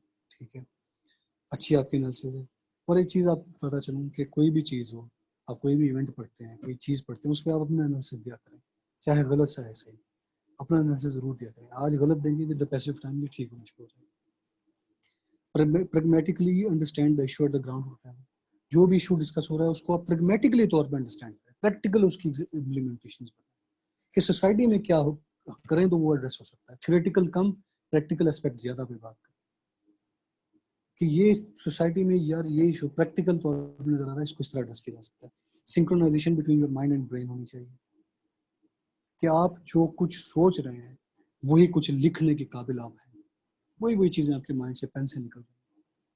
और आपके माइंड और पेन के दरमियान जो रब्त है वो सिर्फ प्रैक्टिस से आता है। Ability to express the words exactly what you and are think to analyse, exactly जो आप सोच रहे हैं वही आप लिखने के काबिल हैं, वो आपने प्रैक्टिस करनी है उस लेवल पे जाके।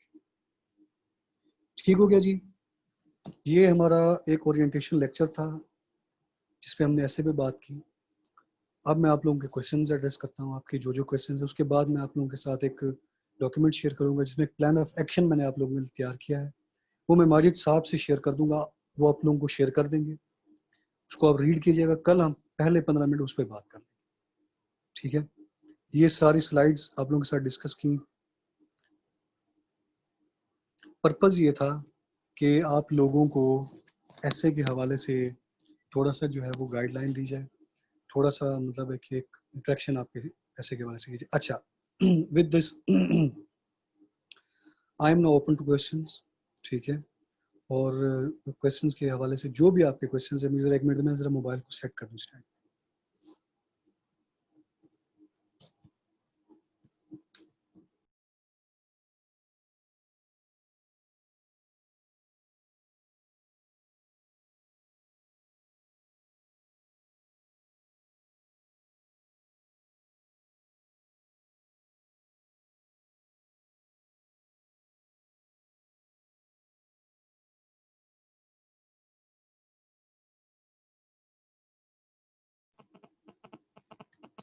जी, अब मेरे से आप जो भी आपका सवाल है, आप ऐसे से रिलेटेड आप मेरे से खुल के कर सकते